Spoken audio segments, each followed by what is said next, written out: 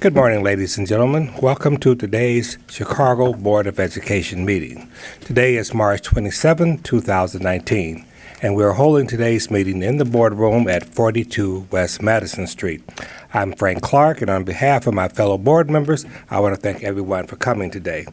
Our order of business will be honoring excellence, then the CEO report, followed by public participation. We'll go into executive session, and then we'll come back and start the voting process. As I do at every meeting, I want to remind everyone that courteous and civil behavior is much appreciated and always expected. Madam Secretary, please lead us in a pledge. Thank you, Mr. President. Please rise. I pledge allegiance to the flag of the United States of America and to the republic for which it stands, one nation, under God, indivisible, with liberty and justice for all.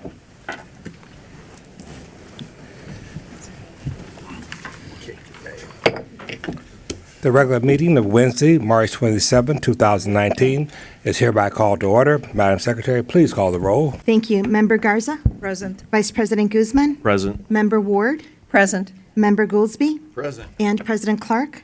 Here. We have 5 members present. There is a quorum, and I would also like to recognize our CEO, Dr. Janice Jackson, General Counsel Joseph Moriarty, Latanya McDade, our Chief Education Officer, Elizabeth Kirby, our Chief of School Strategy and Planning, our Honorary Student Board Member, Aisha Ahmed, and our Shadow Student this month, Leslie Sutkowski. Thank you. Thank you very much. As you just said, we have a new shadow student with us today. Aisha, I think you're going to introduce Lisa. Please do. Thank you, President Clark. Today we are joined by Leslie Sadkowski, a senior at Jones College Preparatory High School. Leslie, would you like to say a few words? I would like to thank President Clark and the members of the board for this opportunity. I am a Chicago ACE Mentor participant where I presented at the Illinois Institute of Technology, a member of the Spanish Honor Society, and have won several city and state awards as a solo and orchestra violinist. I also worked as a videographer on a documentary film with Columbia College about the youth response to gun violence and was presented at a Columbia College showcase.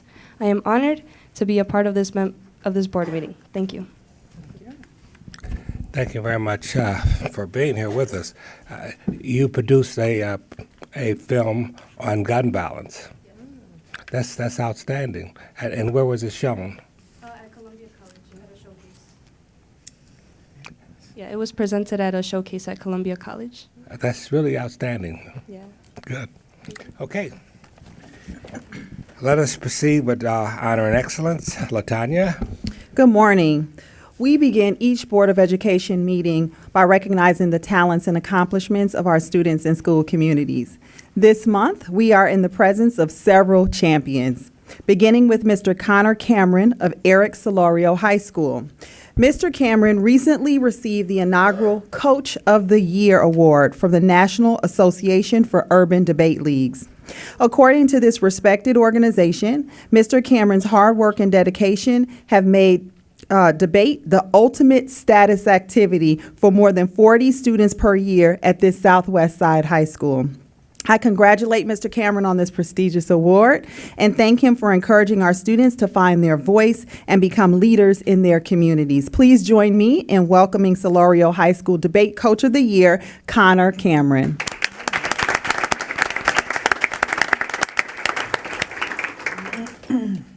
Thank you for recognizing me and my activity today. One of the things that we tell our kids is that decisions are made by people who can stand up and make a cogent argument. Debate teaches skills that we want all of our students to have, a better understanding of how the world works, and a process with which this body is intimately familiar, the ability to use evidence to advocate for policy change in the world. If we are to give any meaning to equity, it is imperative that we give these skills to as many children as possible.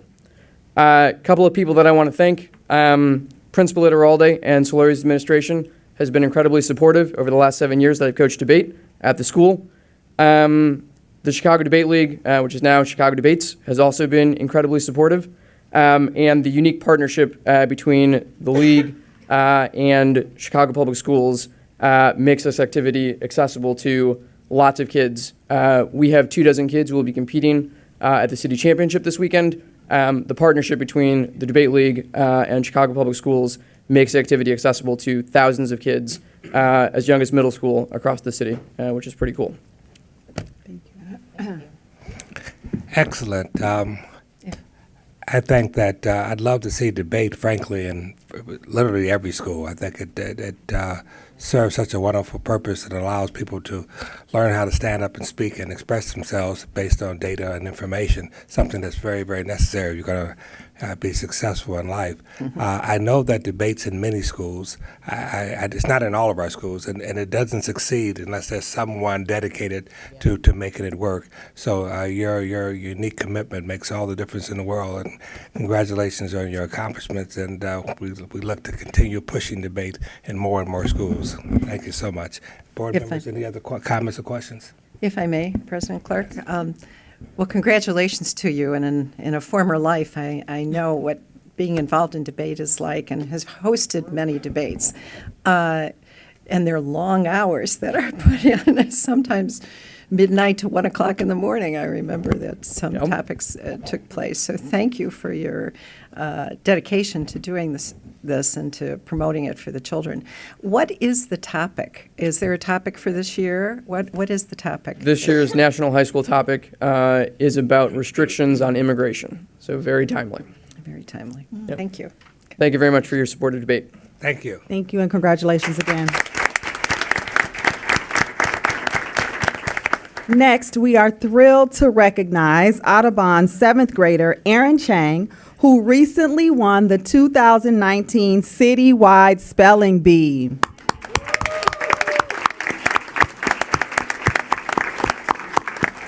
After finishing in second place for 2 consecutive years, Aaron snagged the top prize for correctly spelling the word Pembroke.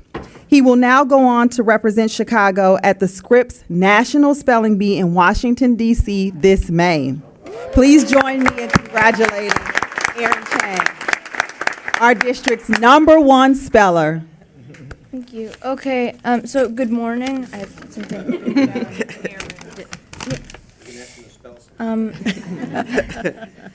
So thank you for inviting me to be here today. So before I begin, I'd like to thank a few of the people who have helped me get this far. So my parents and family, and my teachers and assistant principal. And it is such an honor to compete for Chicago Public Schools and represent them in Washington, D.C. this year for the Spelling Bee. And academic competitions like the Spelling Bee allow students the wonderful opportunity to not only learn and explore academic topics, but also teach them valuable lessons of persistence, having a fun time while doing so. In the past 2 years, I placed second in the citywide Spelling Bee. Even though it was enjoyable and I kept doing the bee, it was kind of discouraging to come so close 2 years in a row, but it taught me that perseverance is very important. This lesson of persistence shows that in any competition, the winner isn't the only one receiving something good, but the other participants are taught to persist and to never give up, not only in these competitions, but in life as well. This is a truly amazing opportunity that you give to students all across Chicago every year. Thank you.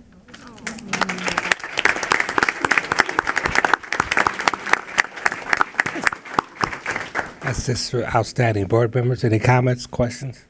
Yes, I have one. My question is, do your friends make you spell check the papers?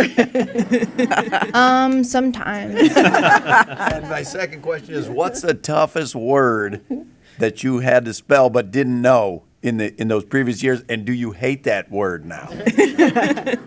I wouldn't say that I hated it, but maybe the toughest one was probably one this year. It was acculturation, and I was wondering if it had like 2 C's or 1 C, and I went with 2 C's. And Wonderful. And we don't know if that's right.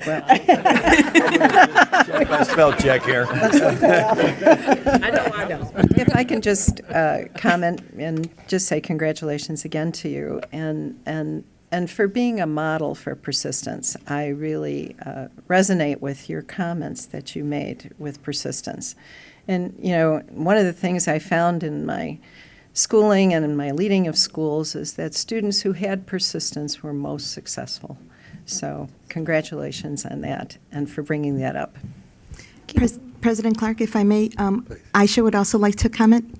Go ahead. I would just like to say that you're just amazing. First of all, I can't even spell most of the I can't even sometimes spell what, and then you being out there and then representing CPS in Washington D.C. is just amazing. Like you're the future of CPS, and I'm really glad to see the next generation being so wonderful. That brings hope to CPS that we can be at the nationwide, we can be at the top, and then so I'm really grateful for you. So thank you. Thank you so much.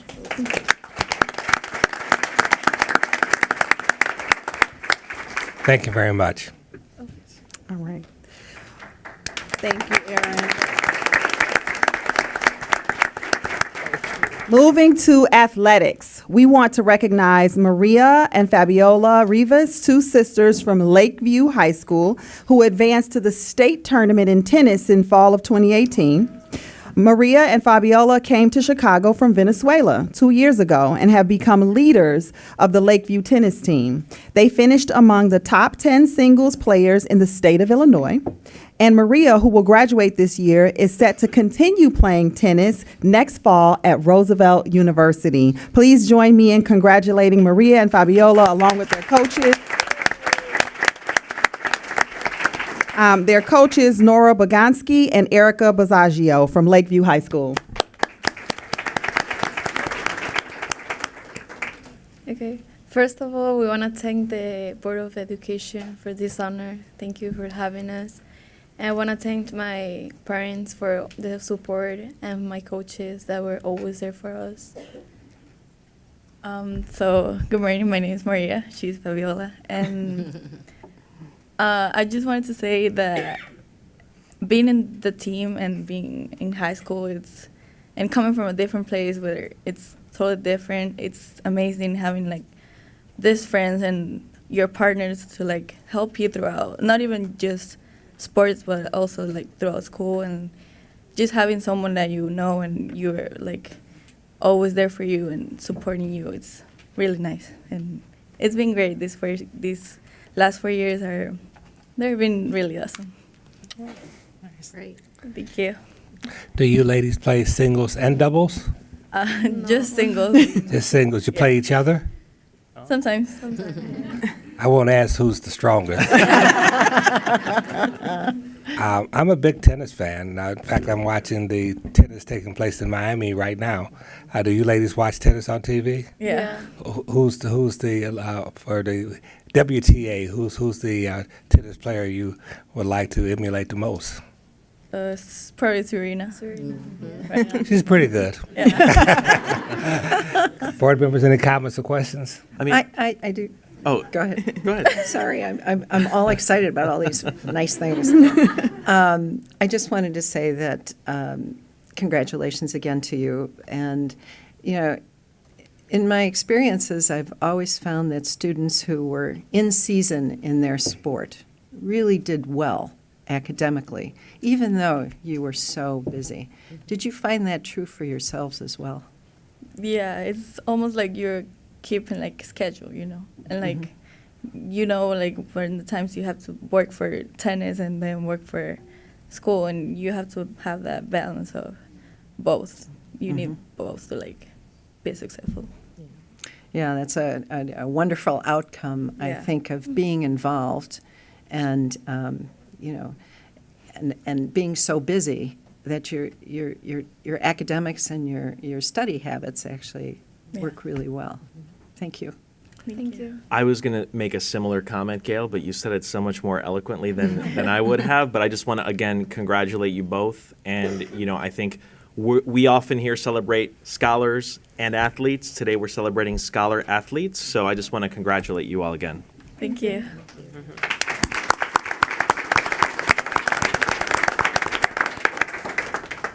Next, we are pleased to welcome the Lady Commandos from Marshall High School, who finished the 2019 basketball season as the Class 2A state champion.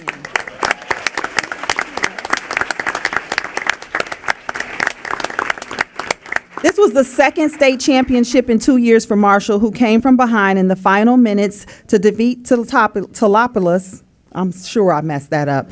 Teutopolis by a score of 47-44. The Lady Commandos are coached by Dorothy Gators, who has led Marshall to 10 state championships during her 44 seasons with the school.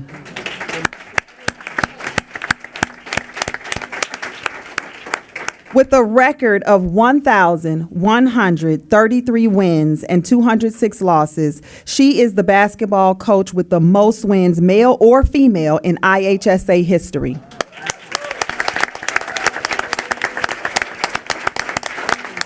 Please join me in congratulating Coach Gators and the state championship basketball team from Marshall High School. Coach Gators. Thank you for those wonderful words. We did have a tremendous season, but that wouldn't happen if we didn't properly prepare. Earlier, one of the board members mentioned the correlation between academics and sports. We have 10 young ladies here today, and of the 10, 8 are Be a Better students. So we always have concerns when our season is over is, how do we keep these kids interested and involved? So on behalf of Marshall High School and these young ladies and our very supportive principal, we'd like to thank the board for honoring us this morning.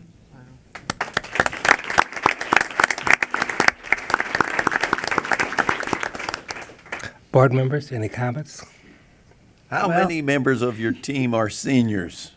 We have 2. 2. So do you think that you will be back against Telopolis or whatever Chief said next year? Teutopolis. Teutopolis. We plan on it. Okay. Wonderful. Go ahead, Gail. Dorothy, it's just great to see you again, and you helped me when organized Peyton when we opened, and forever be grateful for that. And ladies, I've been to your gym. I've seen so many games at Marshall, and what a joy. And thanks for being involved, and keep up the academics. Thank you. Did you say that 8 of the 10 were B or better students? That's correct. That's outstanding. We have 2 young ladies who are on a 4.0. That's really just outstanding. I'm glad you pointed that out.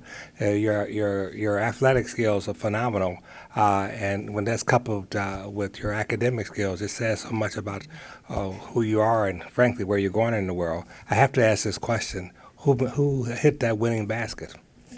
Gee, I can't even remember. It was so exciting. Oh, they know, though. It was Ashanti Kaiser. That probably was her own basket. Was the only basket she made, I believe.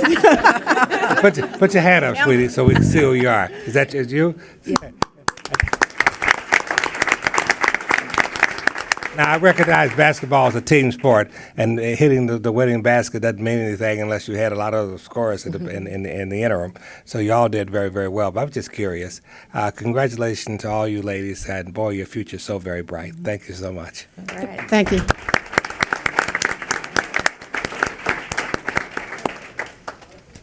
Finally, we are thrilled to welcome the boys basketball team from Orr High School, who recently nabbed the Class 2A state championship for the 3rd consecutive year.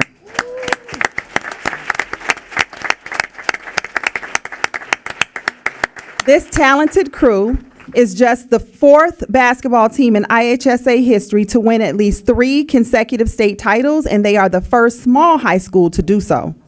The Spartans are coached by Lou Adams, who credits the leadership of his senior athletes for helping the team stay focused during this demanding season. Please join me in congratulating Coach Adams and his team on their historic three-peat.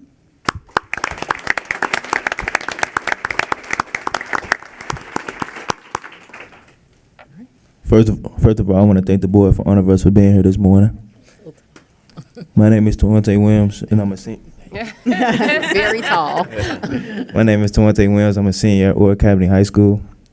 I just want to say, Orr just not like school known for basketball. Like, we is very good at academics. Our team work hard on and off the court, especially in the classroom. Our coaching staff and Dr. Andrews and his teaching staff also have a good relationship with each one of us.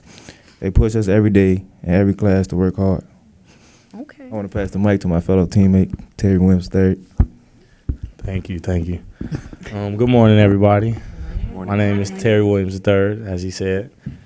I just want to get started off with saying I'm just so happy to be a state champion with these individuals with me on the left and right of my side. And like Tawante said, we're not just a basketball school. We focus on all our academics, and it helps us with everything. And my principal, Dr. Andrews, she provides us seniors like with a college class called Rasmussen. And all of our seniors are mostly passing, and it helps our credits go higher. And I have an A in that class.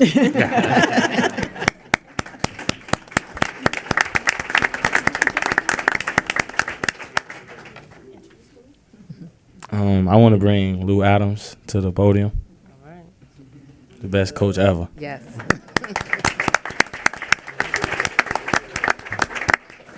First, I want to give honor to God for allowing us to be in this predicament again. Without Him, none of this is possible. I just want to point out a couple of things that people always talk about in basketball, but the most thing that I got this year was that we're a level 2 school, not only just the basketball team, the whole school, which is good. We're moving in the right direction academically. And this is the first year ever that I ever had a player that has a scholarship out from Northwestern, which is big for us, Tawante Williams.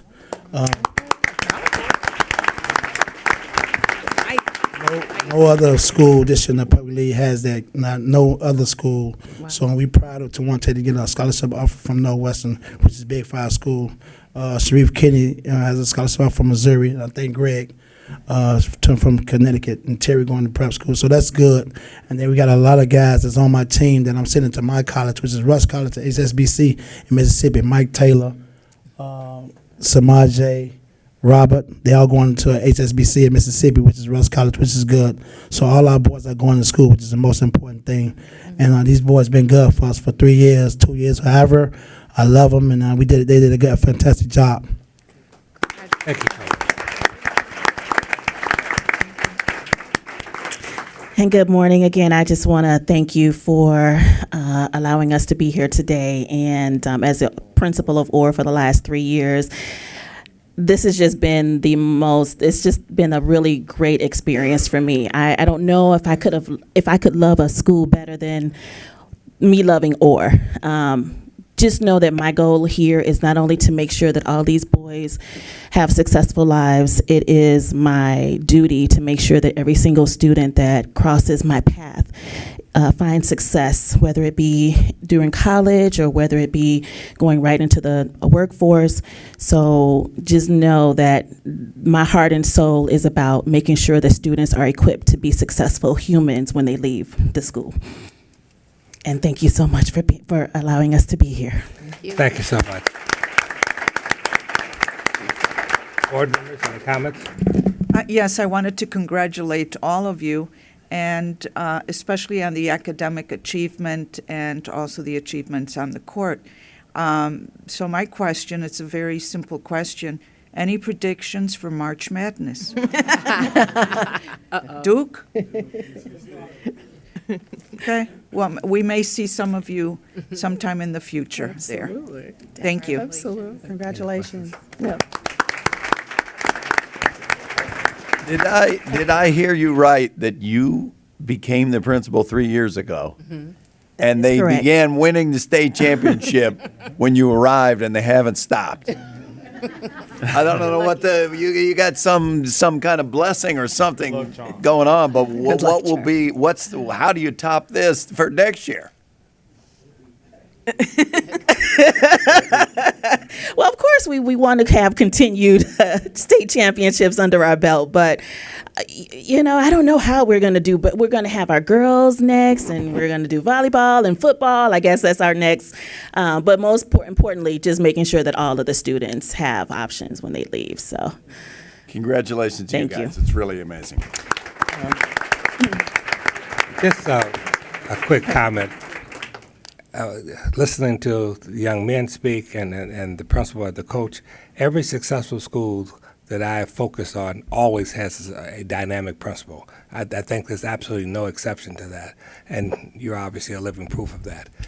These young men have an extraordinary coach who not only guides them on the basketball when they're playing basketball, but I think you bring other insights to their lives based on what you just said.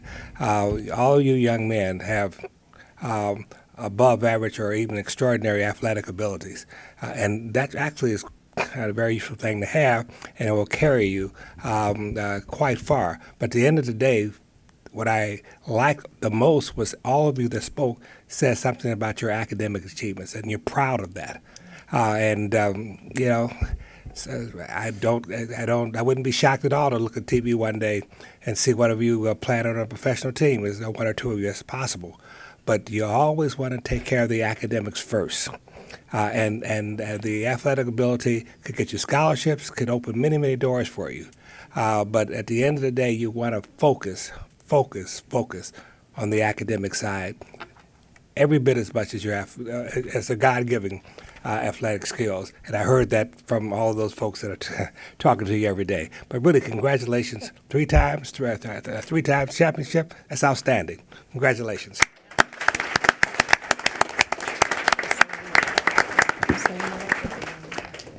And just to be 100% on today's successes, congratulations, Spartan gentlemen, and how well you spoke, and coaches on your leadership and principal. But the other thing I heard, in addition to your working hard at the study table, is that it's a team sport, and to be good team players follow sometimes and they lead sometimes. And I think that's one of the benefits of being involved in the extracurriculars that you do. So thank you and congratulations on being involved and the successes that it brought you. Thank you. Thank you very much.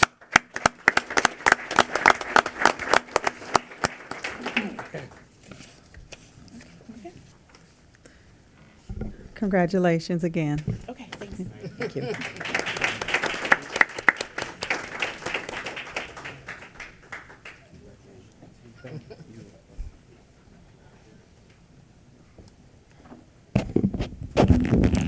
I'm thrilled to report that earlier this year, Chicago Public Schools principals received their budgets for the 2019-2020 school year. This was the earliest school budget release in recent memory.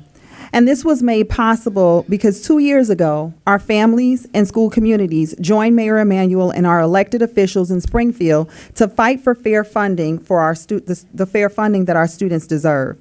Because we won that fight, CPS is on firmer financial ground, and we are able to provide principals with the time they need to thoughtfully plan for a successful new school year. Our improved financial outlook has allowed us to provide an additional $55 million to fund the largest one-time academic program expansion, increase per pupil funding by 2.5%, to raise teacher salaries and support school programs. We're also able to provide additional resources for the students who need them the most. They include more than $6 million in new funding for bilingual education and $31 million in equity grant funding to help ensure a child's zip code does not determine the quality of education they receive. We are also investing $27 million to give up to 2,800 more 4-year-olds access to free, full-day pre-K programs next school year. Our investment in pre-K prioritizes high-need communities on Chicago's south and west sides and is the next phase of Mayor Emanuel's ambitious plan to provide free, full-day pre-K to all 4-year-olds in Chicago by 2021. Finally, the school budgets were released this week include over $5 million to fund the largest one-time academic program expansion in CPS history. This means that beginning this fall, nearly 17,000 students across 32 schools will have new access to rigorous high-quality programs like STEM, IB, dual language, and fine and performing arts. These programs came through a new transparent application process that we've highlighted in past board meetings that empowered our principals and school communities to advocate for the unique needs of their students. 70 schools submitted proposals, to request academic investments for the 2019-2020 school year. And they created these proposals using data from our district's first ever annual regional analysis. We released this transparent, fact-based report in 2018 to give CPS families a clear understanding of the academic options in their communities. And I want to thank everyone who used that information to request a new program for their schools. The best part of the application process is that this will continue on an annual basis. So those schools who were not able to apply this year will have an opportunity to apply again next year. CPS has already released an updated ARA for 2019, which includes even more school level and regional education data than last year. The new ARA will help more of our school communities assess their needs and create rigorous proposals for academic investments to be made in the 2020-2021 school year.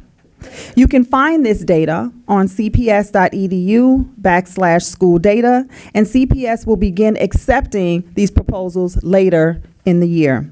For now, we are focused on the 32 schools that will be receiving new programmatic investments this fall.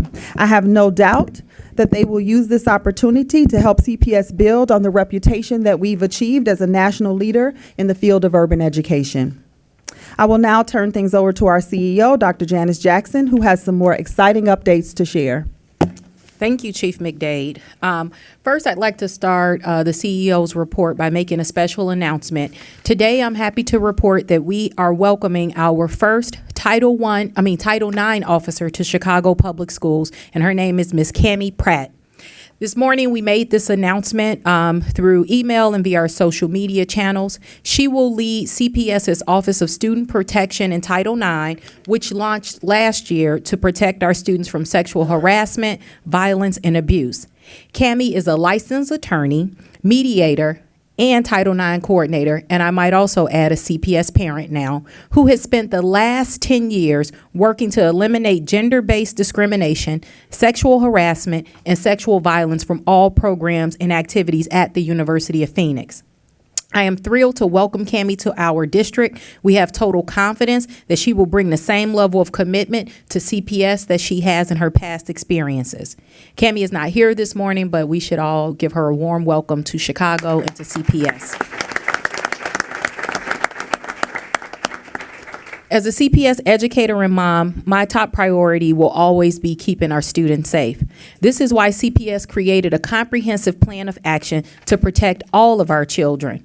Last year, just to recap, we rechecked the backgrounds of all employees, vendors, and volunteers who have access to students in our building. We formed the district's first ever Office of Student Protection in Title IX to advocate for students and to ensure that we are not only catching the perpetrators of abuse for our students, but providing necessary supports to students that are survivors of abuse. We're also doing a better job coordinating responses between the schools and other departments within CPS. We launched an aggressive awareness campaign to promote awareness around harassment and abuse and ensure that every single student in Chicago Public Schools is aware of his or her rights to report any acts of abuse to the OIG if it's through an adult, or to the Office of Student Protections if it's a student-on-student case. Finally, we have partnered with the Chicago Children's Advocacy Center to coordinate support for our students that are victims of sexual violence. And they have also assisted us in retraining all of the employees in CPS to not only identify, but to make sure they understand their responsibilities for reporting any suspicious abuse. We also updated our policy to better protect students, noting that grooming is a violation and that all employees are responsible for making those reports. This commitment to student safety will remain a core component of every single thing that we do, and it's a major part of the district's 5-year vision that we just launched yesterday. While I would like to encourage all of you to read through our strategic plan, it is located on the district's website at cps.edu/vision, and we encourage you to send us any feedback or questions or concerns that you have about what's listed in that 5-year plan. At this time, I would like to share with the board and members here today a quick recap of the vision that we launched yesterday at Bronzeville Classical School on the city's south side, and just share with you some of the highlights in our plan for the next 5 years. The vision that we have set forth builds on the things that we've been doing in Chicago Public Schools. We're very excited to share details about how we intend to double down on the positive momentum that we've already been receiving in Chicago Public Schools and to really accelerate that over the next 5 years. Before we talk about where we're headed, I would like to recap just a few key highlights that we're extremely proud of. First, if you look at the freshmen on track and the graduation rate for Chicago Public Schools, it is clear to see that we have made remarkable progress in both areas and have set a goal for 90% of our kids to be on track as freshmen and 90% of them to graduate by 2024. We're also happy to report that we are setting an even more aggressive goal for early college credentials. Right now, about 46% of our students have a college credential upon graduation. We're closing in on our goal of 50% this school year, and we have set an even more ambitious goal for the next 5 years. I continue to highlight the fact that Chicago Public Schools progress is not only recognized locally, but has been recognized nationally by universities throughout the country. Most notably through the Stanford University acclaimed Professor Sean Reardon, who said on pretty much every measure you can think of, the schools have improved, not only for students overall, but for every single demographic subgroup. We're also encouraged by the study from the University of Illinois at Chicago, where Professor Paul Zawikowski noted that for every single subgroup in the state, Chicago Public School students outperform their peers and counterparts throughout the state. As we look at the progress that our district has made, we continue to be focused on 3 core commitments: academic progress, financial stability, and integrity in restoring public trust. But if you look at our new graphic, we are also ensuring that equity is at the core of every single thing that we do. While we're very proud of the progress that CPS has made, we cannot rest on our laurels. Because if you only look at the aggregate data, it masks a troubling truth, which is that students throughout the city are not achieving at the same level. To that end, we are ensuring that we set aggressive goals that are very specific and based on student performance and past performance at every individual school, and ensuring that every school knows what their goals are in order to help the district meet its overarching goals. This plan was developed through a rigorous community-based process. We started in early fall by meeting with every single principal in Chicago Public Schools and noting what the key priorities will be for this school year, as well as the key priorities that we would like to outline in the 5-year district. We also use several means of engagement to talk to parents. Some of those were traditional, with one-to-one meetings with parents through roundtables and town halls. We also leverage technology. At the end of the day, we end up engaging over 10,000 stakeholders, as outlined here on this slide, to help us develop the plan that you see before you today. With that said, we've settled on the 6 core values that are highlighted here. And I won't walk through all of them for the sake of time, but I would like to highlight a few. First, the notion that every single thing that we do must be student-centered. Students are at the center of every single decision that we make, both at the school level as well as the district level, and that has to be front and center in any plan that we put forth. Second, the call out to create a more holistic approach to educating our students.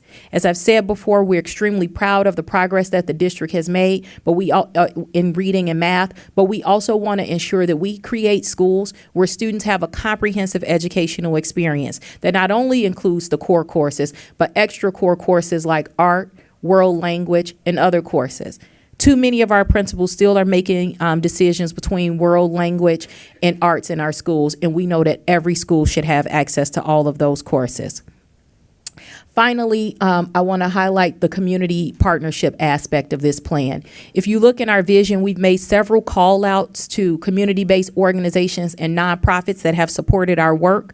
We know that we did not arrive here alone, and as we look ahead for the next 5 years, we're calling on community-based organizations and other institutions throughout the city to help support Chicago Public Schools to meet its ultimate goals. Those goals are outlined here on our next slide. And as I stated earlier, we worked with the University of Chicago Education Lab. I'm extremely proud of this process. I've been in CPS for a long time, and this is the first time that we actually sat down with a university partner, analyzed data over time, and made predictions that are both realistic and attainable. I can tell you as a principal, I've looked at plans and goals like this, and in some cases turned off immediately, believing that they were not achievable for our students because they weren't specific enough to our students' needs. I'm excited to say that the goals that we have outlined here are research-based and based on past performance in our district, and our principals will be receiving individual goals for their school that look at performance over time and will help them set attainable and measurable goals for their schools so that we can reach these goals in the next 5 years.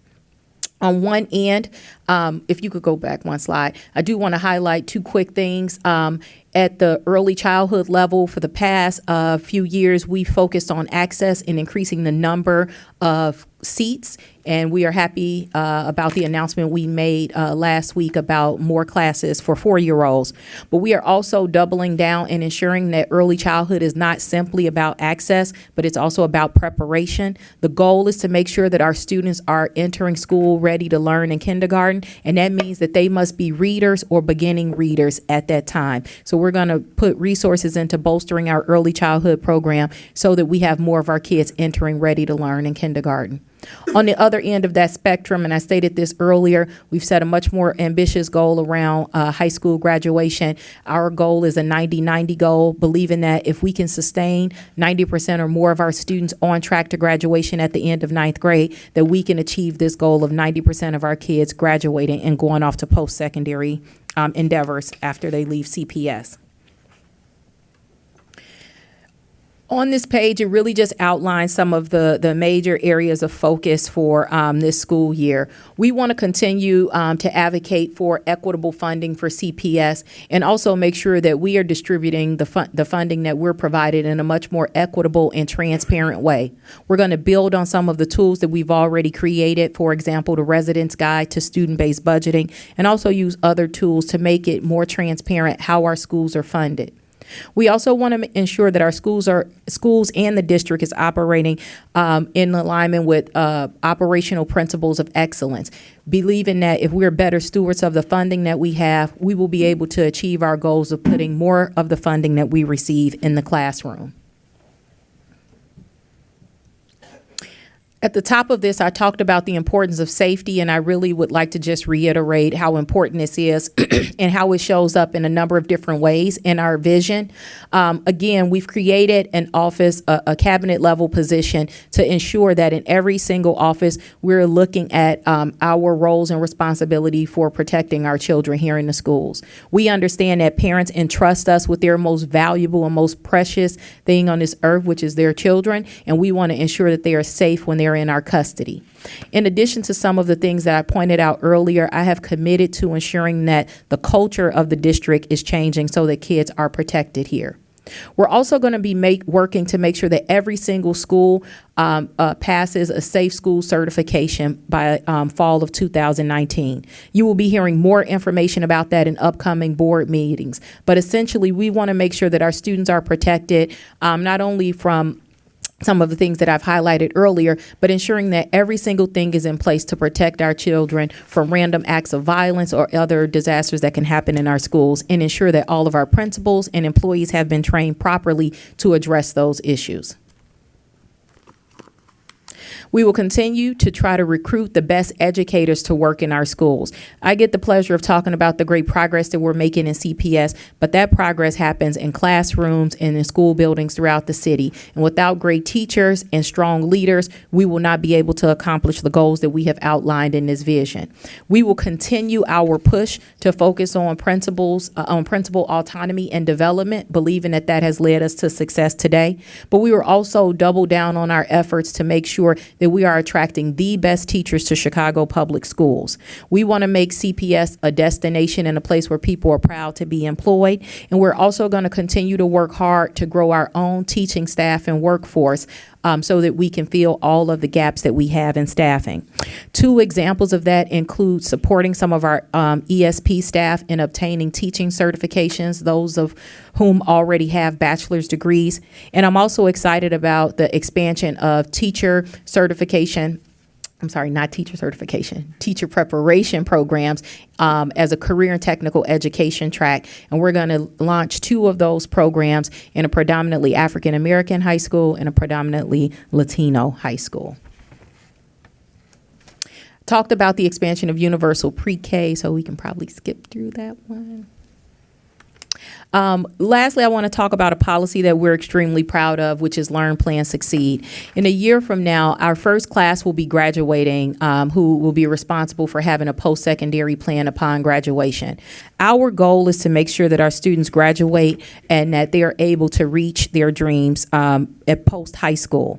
That dream can be attending a 4-year college. Our goal is to make sure the students are all prepared to attend a 4-year college, but some of them may choose to enlist in the military, enroll in an apprenticeship program or job training program, take a gap year, or go directly into the world of work.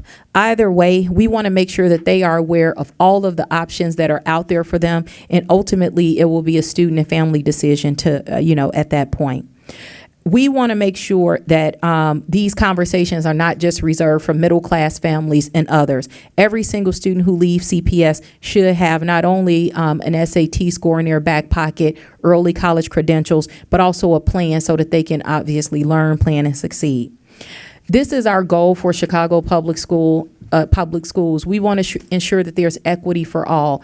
We had an opportunity to roll this out yesterday, and I heard loud and clear from the parents and educators that were in the room that equity has to be at the core, and that in 5 years, if we're able to create a world-class school system for a world-class city, that we will have the same opportunities across this great city. We know that that is not currently the case, but that is the work that is ahead of us, and we enthusiastically say, challenge accepted. Thank you.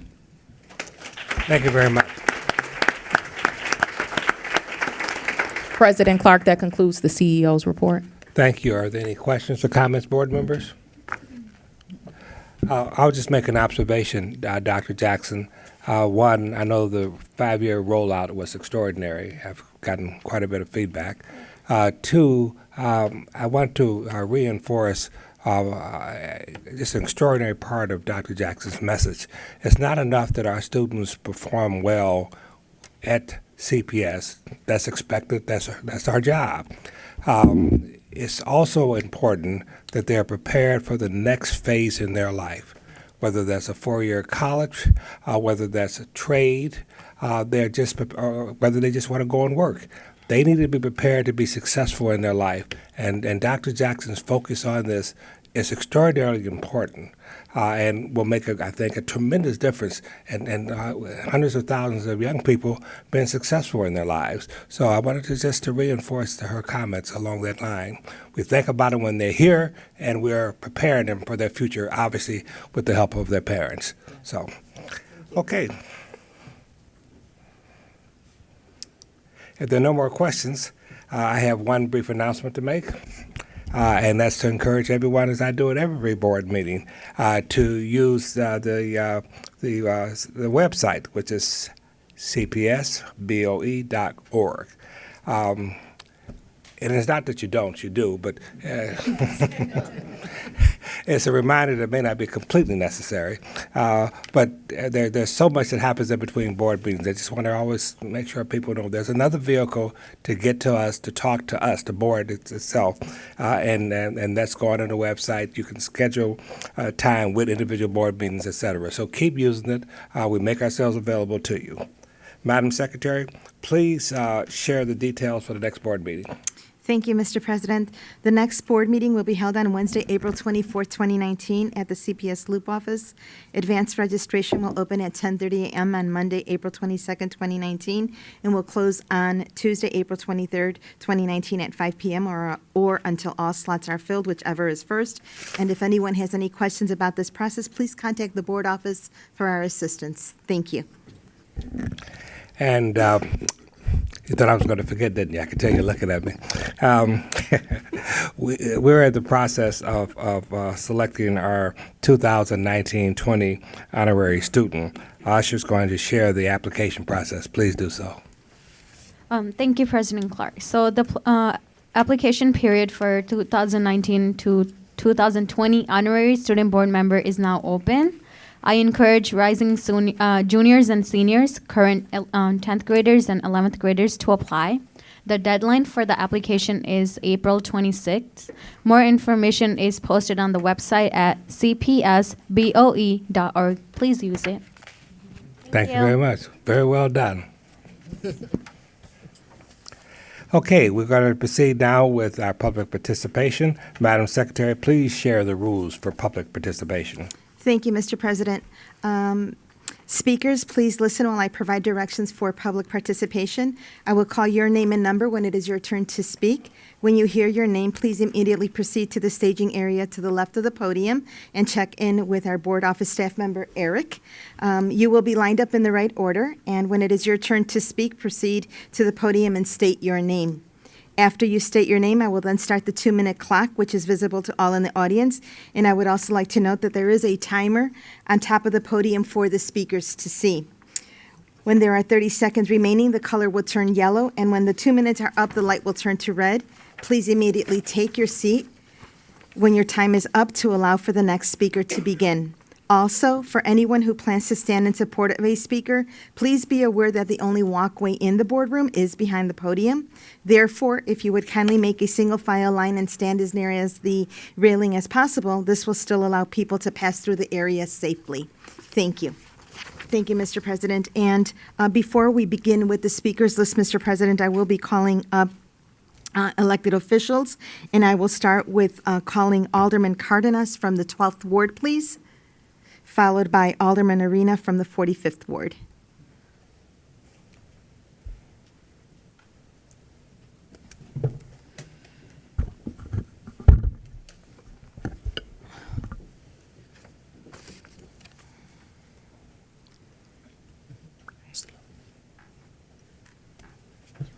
Hi.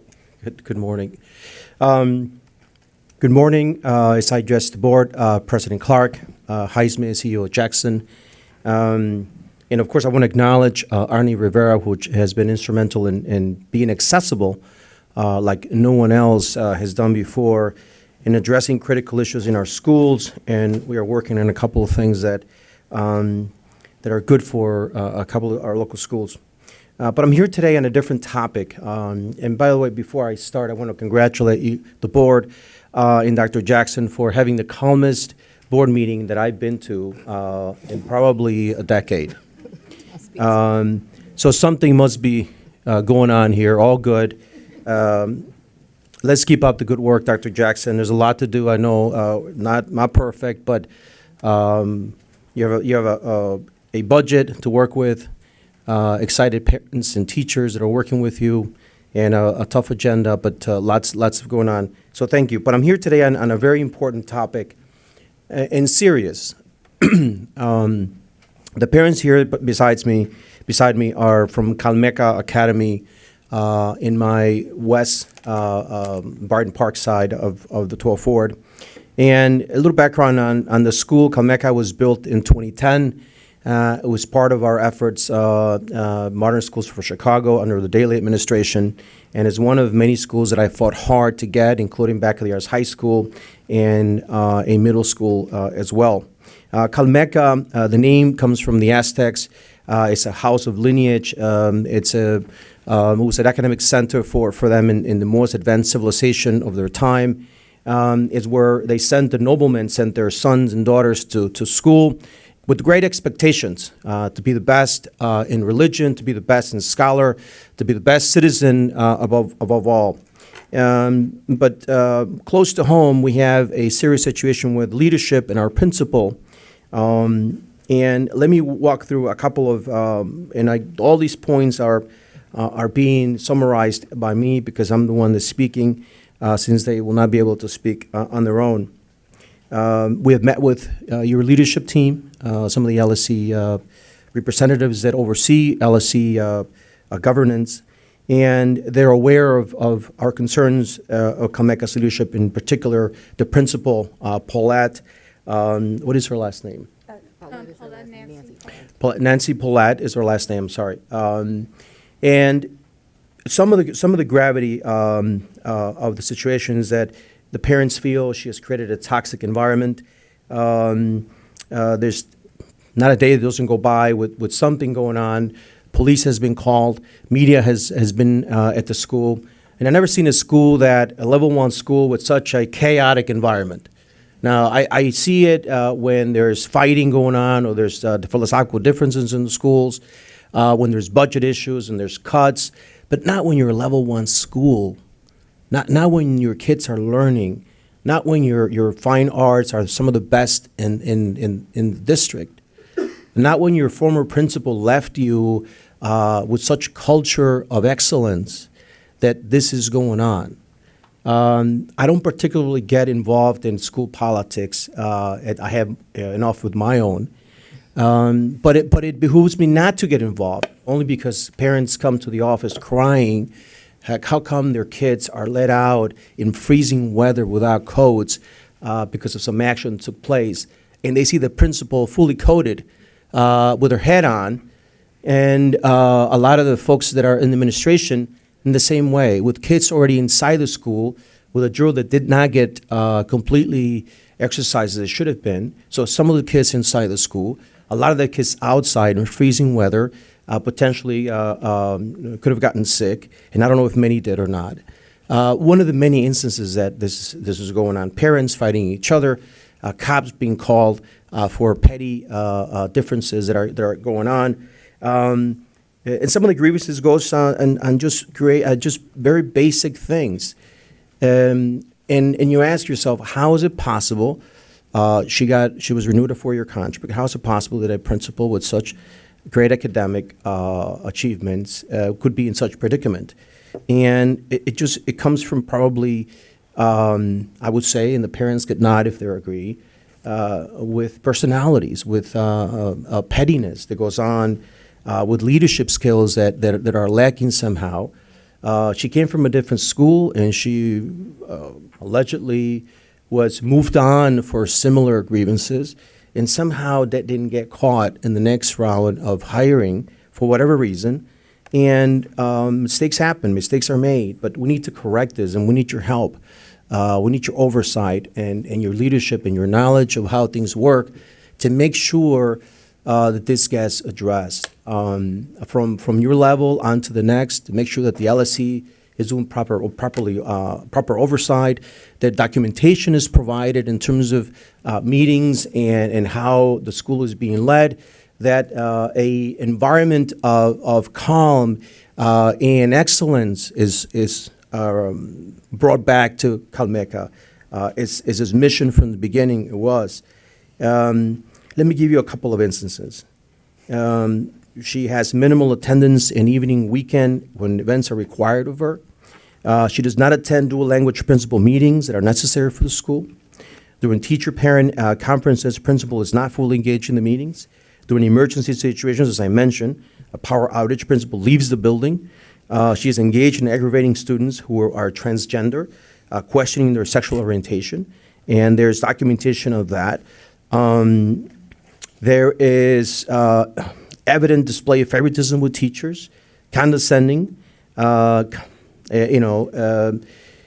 disrespectful comments to immigrant parents. She is obviously a PhD. Dr. Paulette needs some serious coaching and some serious help in her leadership. And only you can provide that. You have the resources, you have the manpower, and you not only that, but you have the legal structure to guide her, that if this is not a place for her, that she can move on to better and bigger things for herself. But this school needs your help. This school is of excellence. It came from 2010 of level 3 or 2 when it started, merging different schools, different kids from various parts of the ward, and they were able to mesh into one unit of excellence. And that needs to continue. And I think all of that is going to come crashing if we don't do something about it, and this is why I'm here. Did I miss anything? Thank Did you, Did I Alderman. say everything that needed to be said? Well, one of the things that parents are particularly perturbed by it is what they call is the grooming of children, which she calls children to her office, unsupervised, and has conversations, adult conversations with the children, basically coaching them on, why is your teacher doing this? Why is your parent attacking me? And the kids doesn't know what to do. Obviously, they think it's the principal. They respect her. She's a mentor to them. And to put them in a divisive manner with their parents is just unacceptable. She should not be on one-on-one meetings with students unsupervised. It's just not acceptable. Sorry? So of course, without help, I probably forget some things. I do have, for the record, introducing letters from the parents, her competency evaluation as well as of late. I'm sure there'll be more forthcoming. And there's signatures from the teachers as well that have been there since the beginning. So this is not isolated. I would not be here, I can tell you, if it did not merit for me to be here. I do not engage in such actions without a great possibility of being correct in what's being transpired. I've been an alderman for 16 years, and not once have I come before you with such circumstances, and I would never do so if it did not require action. So I leave you with that. I know the parents here, we met before. I'm going to continue meeting with them, providing comfort to them and assurances that everything, not only is it going to revert to calm and excellence for their kids, but all of the kids that are attending that school. That school now accepts kids from outside the boundaries sometimes, as the principal has that jurisdiction, and that's great. The school is fully staffed, it's growing, has tremendous image, which is going to, I think, be affected if we can do something about this, as the media is going to be being called. So please, everything I've seen here today is about excellence. The athletics, the academics, best of the best. This school is nothing but best of the best, as mission was supposed to be. So I thank you for listening on this item, and I have a second item after this. Parents, are we good? Thank you. And Chief McDade, I know that you're aware of the situation. Yes, we are aware. Right now, to date, we have an administrator in charge at the school, Norma Cortez, and I do want to kind of turn this over to our General Counsel, Joe Moriarty, because we are aware of some of the allegations and concerns. So, Joe, do you want to address this? Yeah, thank you, Alderman. Thank you. These allegations have been referred to the law department, and the law department is working with the network office as well as the local school council and senior leadership here to determine what the appropriate course of action is. But I want to assure you that we are taking it very seriously, and we hope to provide a better situation for the school community at Calmecca soon. Thank you. I can say that there's always a win-win situation for somebody of her stature. Obviously, she's a PhD. She earned it. But sometimes it just doesn't work out. In this case, I believe that that's the case. And I appreciate your support. Thank you, Alderman. Thank you. Thank you. And our next Alderman, Mr. President. Let me just, before I go, the second item was very quickly, I'm not going to take as long. It's regarding Kelly High School. I'm in full support of their efforts to become a college prep. I think that Jaime, you and I talked about this. They've done tremendous work in getting themselves there. Dr. Jackson, you were there. In the AP advancement classes they are providing to their students in the community. And it's fair. It's competitive out there right now, but it's a tremendous school. And I will work with Arnie on getting the roof fixed and all the other things that need to be done. But let's get Kelly, not just in soccer, but academics. They deserve it, the best possible outcome. Thank you so much. Thank you, Alderman. Our next speaker, Alderman Arena, please.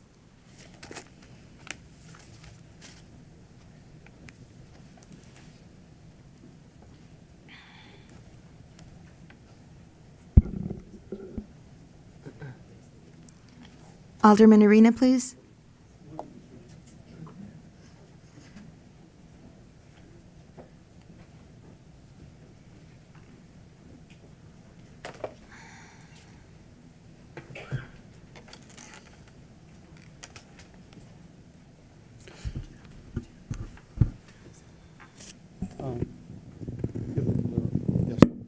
Sorry, we have some materials for you about what we're going to be speaking today. I'm Alderman John Arena. Thank you for hearing me today. I'm standing with representatives from the community around Schurz and Jefferson Park. I have two issues I wanted to speak with you today, so I appreciate your indulgence. I'm going to start with the issue around the St. Cornelius Early Education Center. I want to give you a little bit of background, and there's some information in the folders that I've provided. In 2016, I voted for a budget that reinstated the CPS capital levy. It was agreed that the local stakeholders would have input on how CPS allocated these monies. My office worked hand in glove with CPS and local stakeholders to develop a plan to utilize $36 million to address chronic overcrowding across the 45th Ward elementary schools. It was decided at that time that Pressing School, being the most overcrowded at 175% utilized, would be allocated $27 million for renovation of the Deaver-era main building, an 8-classroom addition, a multi-purpose turf field, and new playground equipment. In effect, creating an entirely new campus in the West Jefferson Park neighborhood. Because we wanted to distribute the money and make sure that we had impact on children in all schools, $1.2 million was allocated for a multi-purpose field, turf field for Hitch School. That is completed and heavily utilized right now. It replaced a poorly allocated grass field. $175,000 was invested in Belding School's theater seats, floor, and sound system. That project is also completed. The remaining $7 million was to go to the cornerstone of the plan, to renovate and reopen the former St. Cornelius School, which is a closed Catholic school that closed in 2016. And it was going to be open as a 10-classroom early education center with 4 support classrooms. My office opened up a conversation with Reach Out and Read, Lurie's Children's Hospital, and other partners to help augment CPS wraparound services that parent and student surveys have indicated an intense demand. These plans were announced by the mayor to the community in 2017 before a full auditorium of parents and reported on in the January 17, 2017 DNA Info article, which is again in your packets, and a subsequent July 27, 2017 Natick Press article. The original plan was for the center to open in fall of 2018. Why is this important? Because every school on the Northwest Side has capacity issues. By creating an option for schools to shift pre-K to the St. Cornelius Center opens up valuable classrooms for K through 8 grades students as needed. And we know that it is needed. Your demographics has told us this.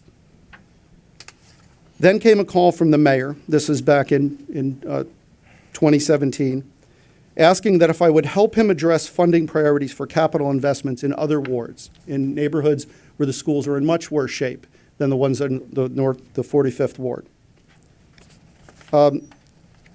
We would do this by delaying 1 year the allocation of funds to renovate St. Cornelius. Being a team player, I agreed. So why am I here today? Because as I stand here, I have not seen the funding commitment expressly articulated in any CPS capital announcement. CPS just announced a plan to address the expansion to full-day pre-K across the system. Why am I here in 2019 having to ask when will this board be allocating the promised funding for St. Cornelius when the City Council passed a budget that committed the money in 2016? Fall of 2019 is when the community was promised St. Cornelius Early Education Center will open. Please don't let them down. Please do not make me regret offering to help those parents and students that I do not directly represent. Please do not make me regret my decision to collaborate and be flexible. Please do not make me regret offering empathy to communities in need. I ask that this board take this up and get the lease signed, get St. Cornelius built into the master lease agreement, which has still not happened, and show me that there is an allocation of funds to renovate this building and get it ready for students in the fall of 2019. The second thing I wanted to address with you, you see a number of parents here representing Schurz, is to talk about Schurz and talk about the progress that's made and where we need some of your help. 8 years ago, I didn't think I could fill this room with enough students that would list Taft or Schurz as their first choice. Today, Taft is the first choice school when I talk to parents and they talk about how excited they are that Schurz is their neighborhood school. More importantly, I talk to the students that attend Schurz right now, and they are nothing but proud to call themselves Bulldogs. They are the voice of a school that is their first choice school.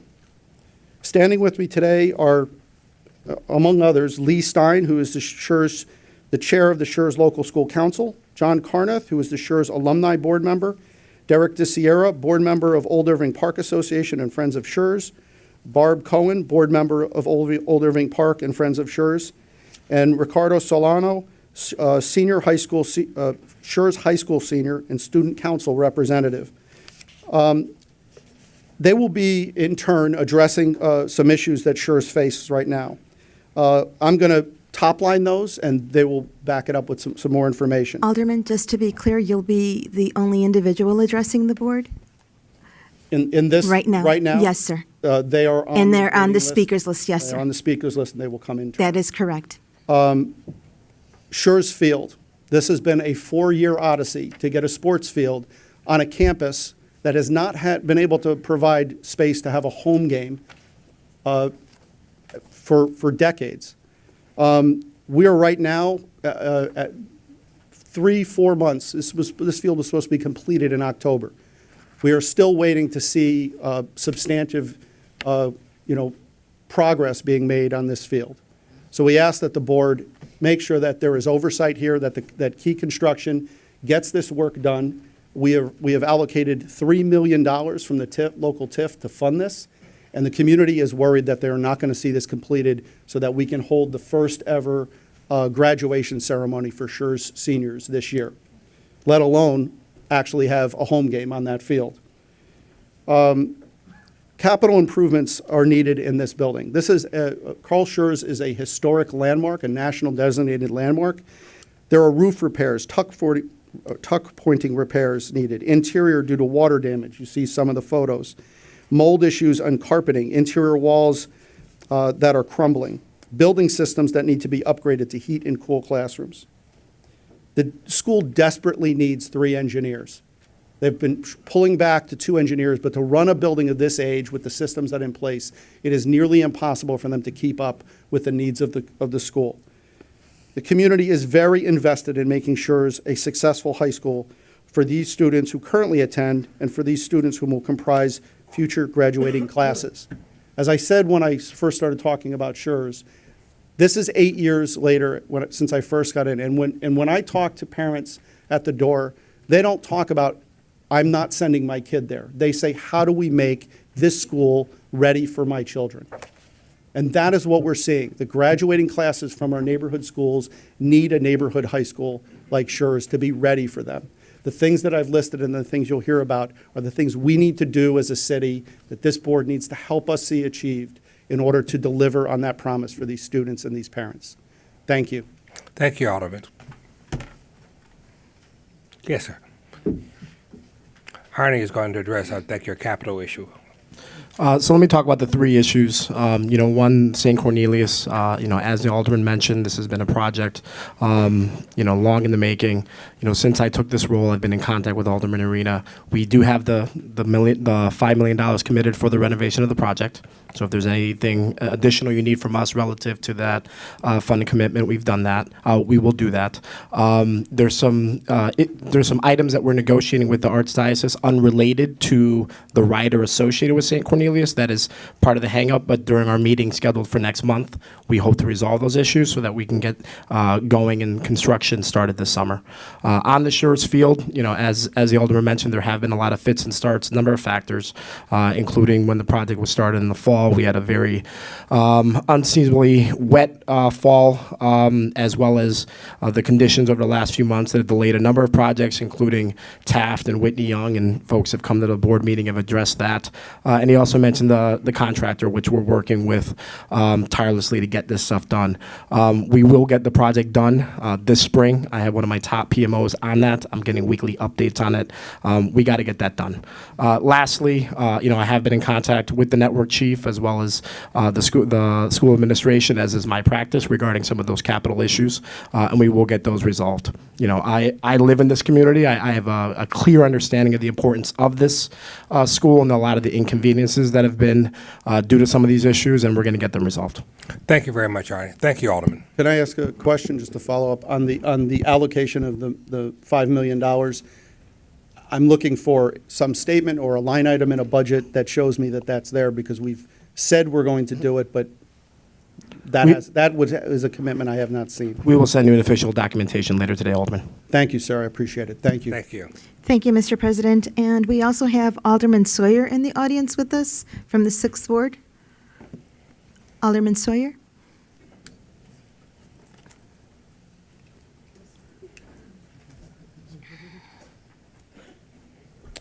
Good morning, President and board members, CEO. For the record, my name is Roderick Sawyer, and I serve as the Alderman of the 6th Ward. And I really came to really thank you all as a group. This is something that was important to me in my second term. One of the things that I knew that we were lacking was an adequate high school to serve the Inglewood community. And as we approached the topic and we fought for the school, I want to thank everyone that was involved, particularly Dr. Janice Jackson, for your tireless advocacy and your assistance, not just in bringing in the school where over 90% of the children were going to school outside of the community. We were losing a lot of our talent in the Inglewood community. Now we'll have the opportunity to bring it back with a state-of-the-art high school, complete with athletic facilities and everything that we need, a health center, everything that we're supposed to have in a high school that serves the community. Another thing that I'm really appreciative of is having a top-notch principal to lead the helm with Conrad, and I know he's going to do a great job. I was in a school meeting, a parent meeting just the other day, and I was extolling his virtues to the community and let them know once you meet him, you're going to see that you're going to have a great man there leading the charge for the soon-to-be-named school. But we knew, though, the team is the Panthers, so we're really proud of that. And again, I just wanted to come say thank you for your tireless efforts in helping us secure this, where everything is on schedule and prepared to be ready for fall of 2019. And again, we appreciate it. Well, that was very gracious of you, Alderman. Thank you very much. Thank you. You can keep talking. Oh. Thank you, Alderman. Thank you. Thank you, Alderman. And Mr. President, our next speaker then will be Michael Brunson, please, CTU Recording Secretary, followed by Chris Bayron, CTU X from.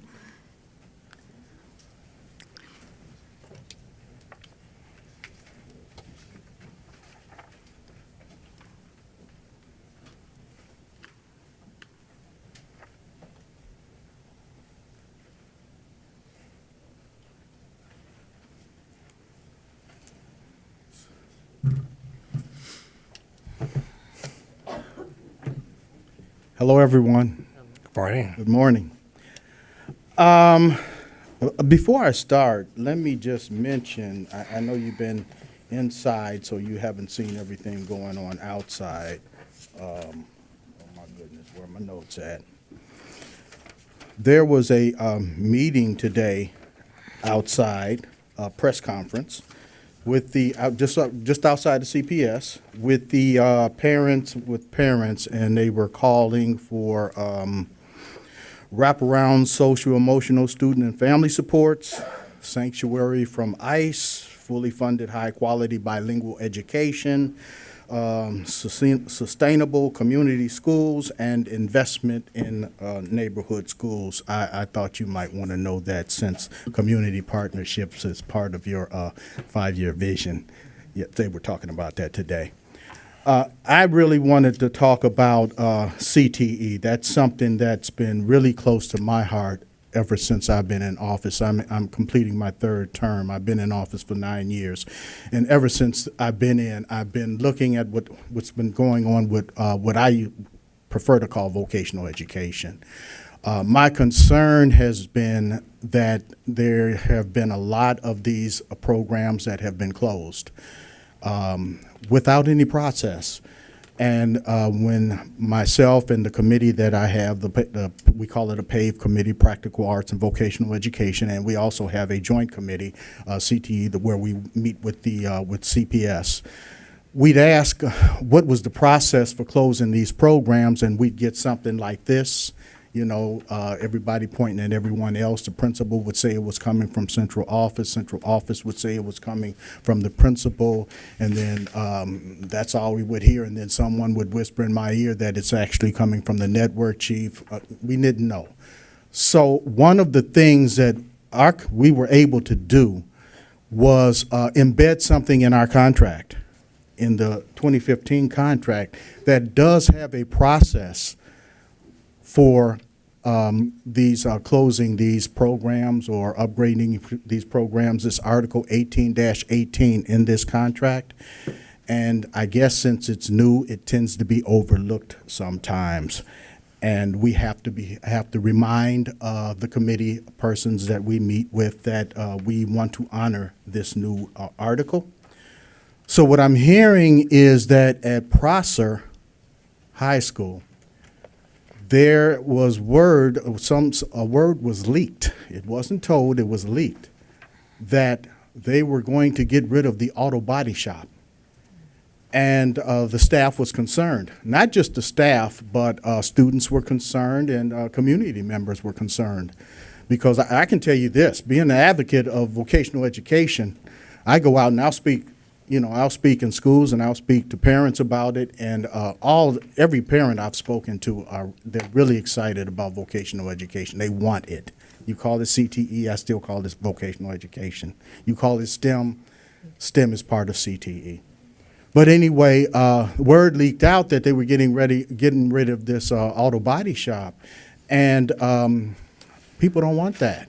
As a matter of fact, you have an instructor in that auto body shop who I spoke with, and he said he got where he was because that's what he took when he was in school, and he was able to make a lot of money off of it, and he wanted to share those skills and those experiences with other students. And he's a really dynamic teacher because he's also, I've also noticed that they have been posting videos online about, really promoting auto body and how important it is and everything. But anyway, once I found out about it, we spoke, and I wanted to make sure that the local school council knew that they were involved in it. Because now, with this new article that we have, it says school administrators shall consult with the local school council prior to closing a CTE program. CTE programs shall not be closed or removed from schools without prior approval of the chief officer of college and career success or his designee, and the chief officer of college and career success or designee shall advise and consult with the union prior to approving the closure of a CTE program. That is Article 18-18.3 in our contract, in this contract right here. That was not done. I reminded someone at the school that, I told them about this article. They had a local school council meeting, and this issue was brought up at the local school council, and it came up for a vote, and the local school council voted saying that they did not want that shop class removed. They wanted to continue with the class. They also had a PPC meeting. The staff met with the principal, talked to the principal about it. The principal denied that was going to be taken out. Every time someone from the staff tried to get information on this, they were given the runaround. They were saying that, it might be put here, or no, it's not going to be shut down. Well, once again, I don't know. There's a lot of leaks out here. Someone leaked some information saying that there was an actual request to shut down this shop. It has not gone through the process. Now, we've gone through step one, where the local school council became aware of it, and they voted it down. And I had a meeting with the Joint Career and Technical Education Committee with representatives from CPS just last week, and they were made aware of it.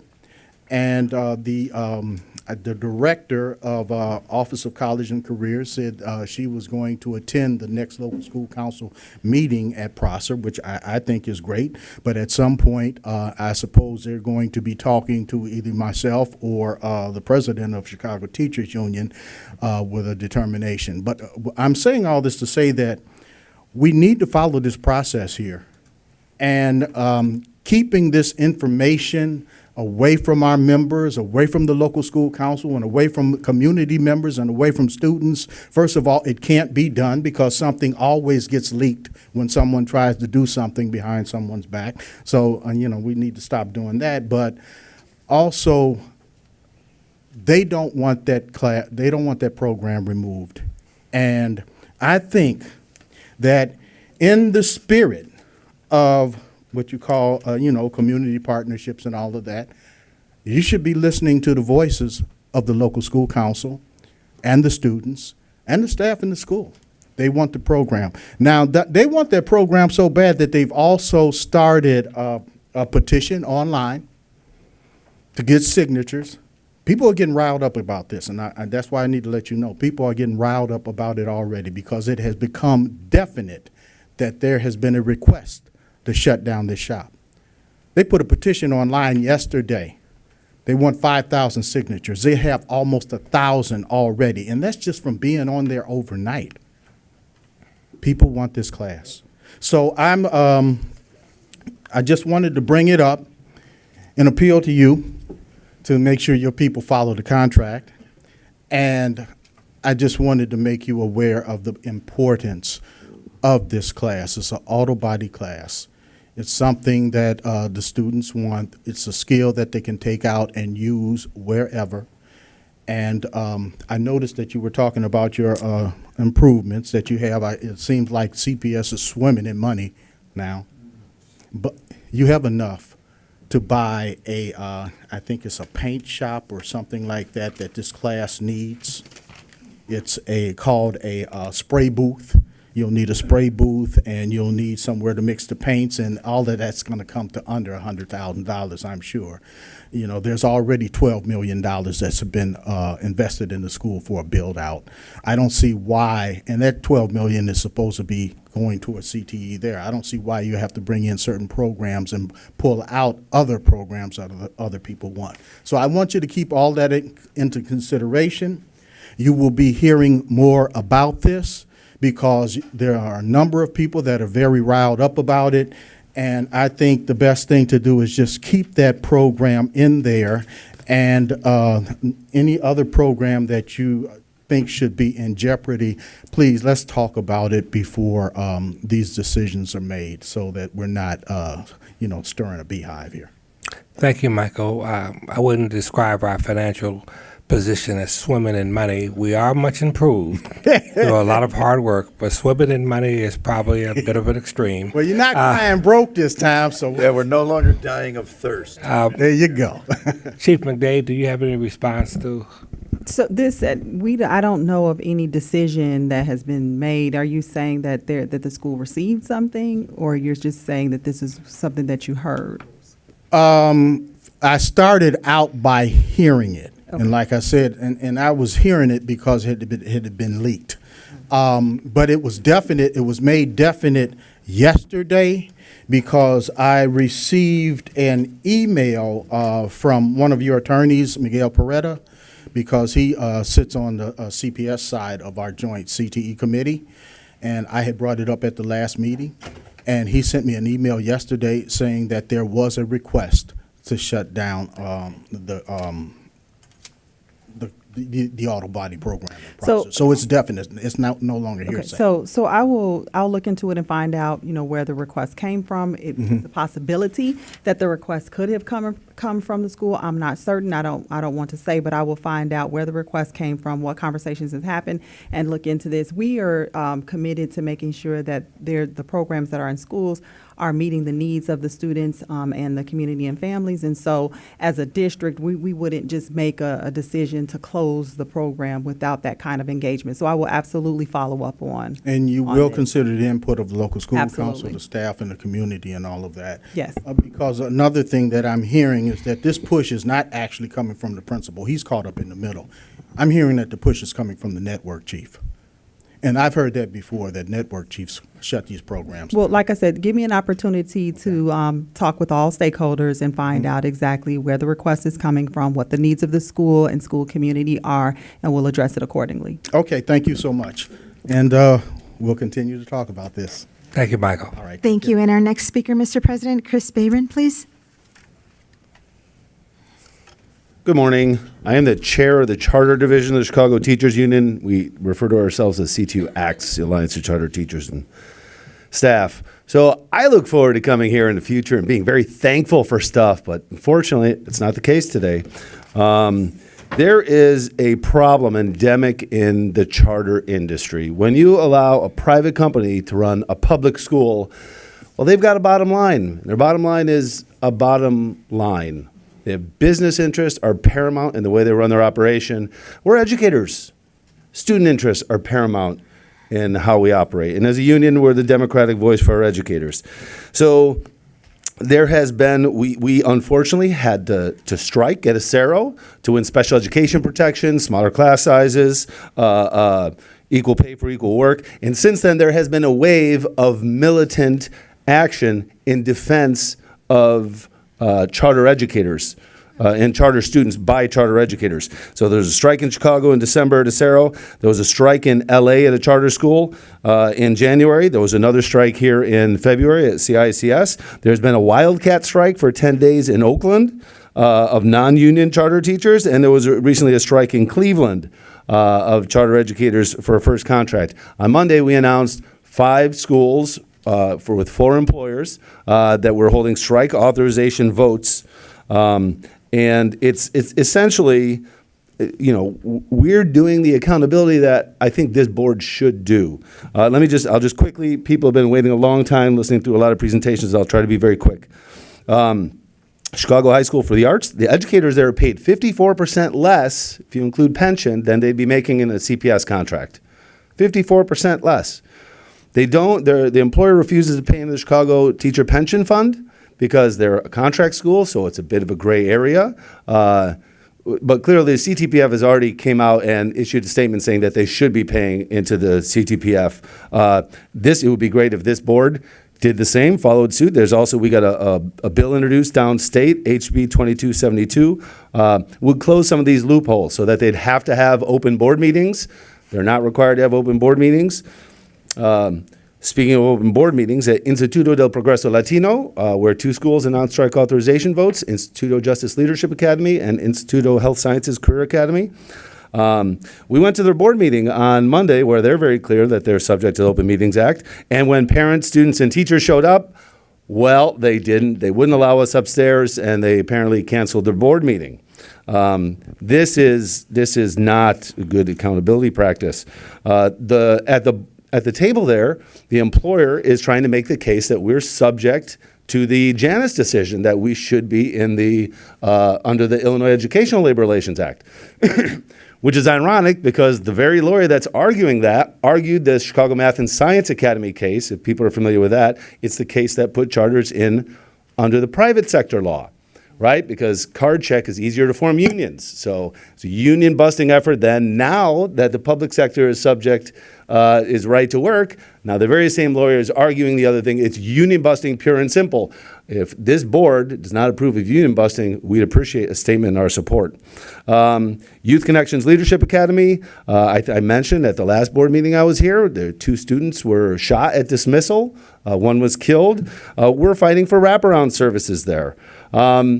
This board is aware that charter schools are getting 8% more funding than district schools this year. The money is there. The employer is pushing back against this and a myriad of other things. And the last school I'll mention is my school, Latino Youth High School, where the Charter Management Organization runs various different social services. So they brought in social services that bill for certain kinds of insurance, but not others. So students there are like 60 students, that's 30% of our students, who really have high need to see a counselor, social worker, therapist during the day, but they don't have access to it because the CMO cannot bill insurance for those people. So like there's a inequality of access to services that our students really desperately need. This is an alternative school, just like YCLA, just like one of the Instituto schools.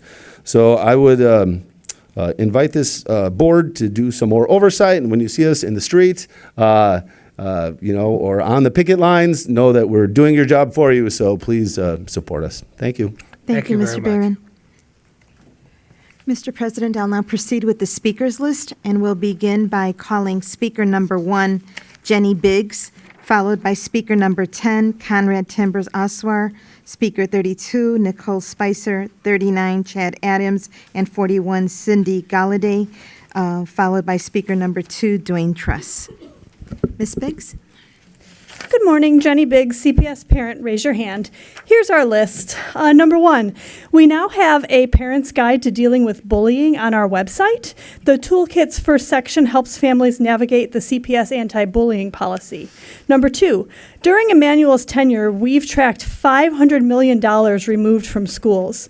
The $32 million investment messaging is not lost on parents who have been hustling to fill budget holes imposed by the egregious school-level cuts this unelected Board of Ed has approved year after year. Number 3, shame on CPS for voting yes on the Lincoln Yards TIF, diverting $477 million from CPS over 23 years. Number 4, you're also selling out students to tech developers. Why are you hiding the CZI contract behind your nonprofit Children's First Fund? This is especially concerning when many of your new program investments tout personal learning without transparency about what that entails or evidence of efficacy. Number 5, this morning we gathered with CPS parents from across the city calling on the next mayor to implement community-centered equity. CPS cannot have equitable outcomes without an equitable process, which means the students and families experiencing the greatest disparities in our district must have meaningful decision-making power in defining the future of their schools.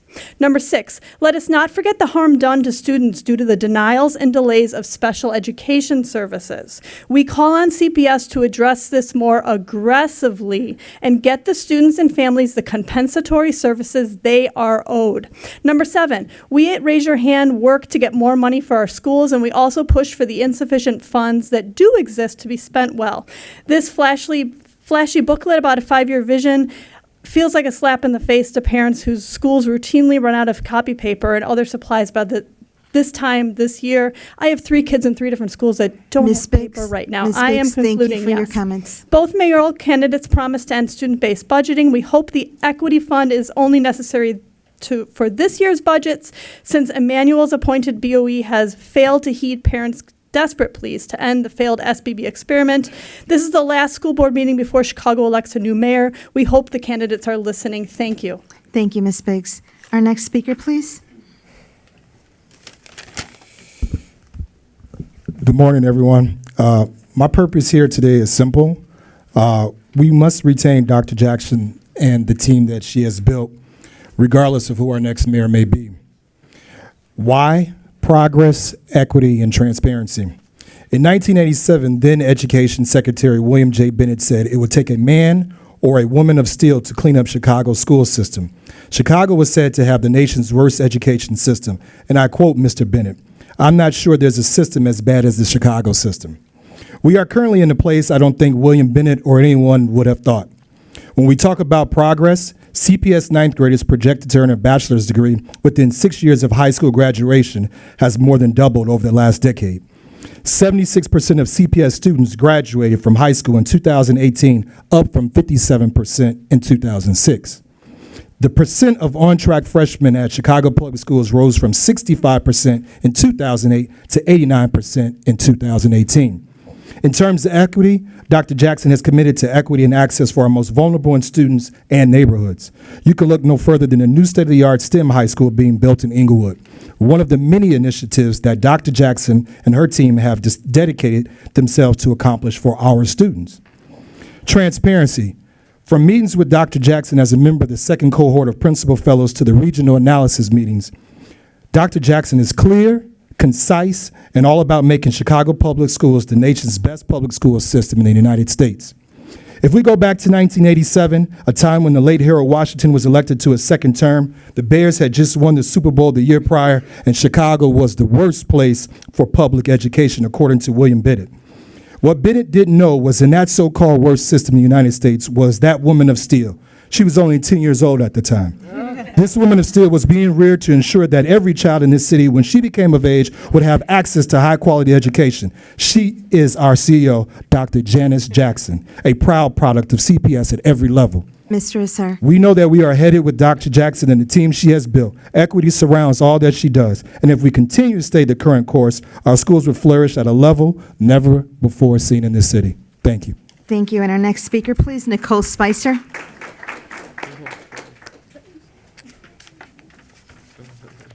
Good morning.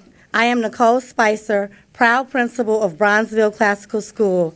I am here to publicly thank Dr. Jackson and the constituents of Bronzeville for the creation of our school.